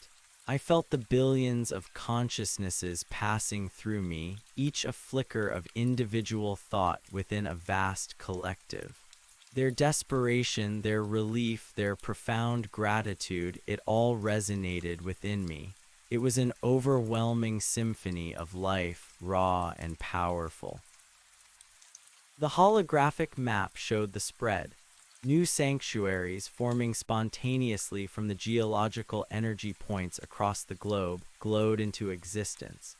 Subterranean caverns, deep-sea trenches, dormant volcanoes, all becoming receptacles for the new arrivals. The blue-green light, once confined to our hidden canyon, was now subtly present across the planet, emanating from these new, nascent homes. The process felt endless, yet incredibly swift. Time seemed to stretch and compress around me. I was aware of the team around me, their frantic reports, their desperate efforts to manage the fallout, but my primary focus was internal. I was the living bridge, the active filter, guiding millions across the impossible chasm between realities. After what felt like an eternity, the surging torrent began to subside. The pressure lessened. The roaring hum within me softened, becoming a powerful, steady pulse. The column of light from phase B flickered, then began to recede, dwindling back into the unknown. The crossing complete, the Wayfinder has secured our future, our thanks, Alex Miller. The first anchor's message was a profound echo in my mind, a collective sigh of relief from an entire civilization. I opened my eyes, swaying slightly. My body felt drained, exhausted, yet filled with an exhilarating lightness. The command center was a flurry of activity, but the immediate crisis was over. The holographic map showed a stable network of glowing sanctuary sites across the globe. Energy readings are plummeting back to normal at the original breach site, Lena announced, her voice hoarse with fatigue but alive with triumph. The conduit is closing. The transfer is complete. All global sanctuary sites are showing stable energy signatures, Kenji confirmed, wiping sweat from his brow. Minimal seismic activity. The dampeners held. The dispersal worked. Allura stared at me, her eyes wide with a mixture of awe and concern. Alex, you did it. You controlled it. The entire planet is watching. A thorn gripped my shoulder, his face a mixture of wonder and immense relief. Alex, you have just facilitated first contact and the migration of an entire alien civilization. You saved two realities. You changed humanity forever. I could only nod, still feeling the lingering echo of millions of minds within me. The world had just witnessed an impossible event. Now the real work began. The global reaction was predictably chaos. Live news feeds displayed on one of the secondary holographic screens showed unprecedented scenes. Panic in some cities, mass protests against the alien invasion, but also moments of profound wonder and even calls for welcome. Governments were reeling, demanding answers, while scientists and religious leaders grappled with the implications. Thorne, true to his word, immediately went live. His face, projected onto global screens, was calm, authoritative. He began to explain meticulously, scientifically, but also with a profound sense of shared destiny. He spoke of the collapsing Phase B, the anchor's desperate plea for survival, Alex's unique role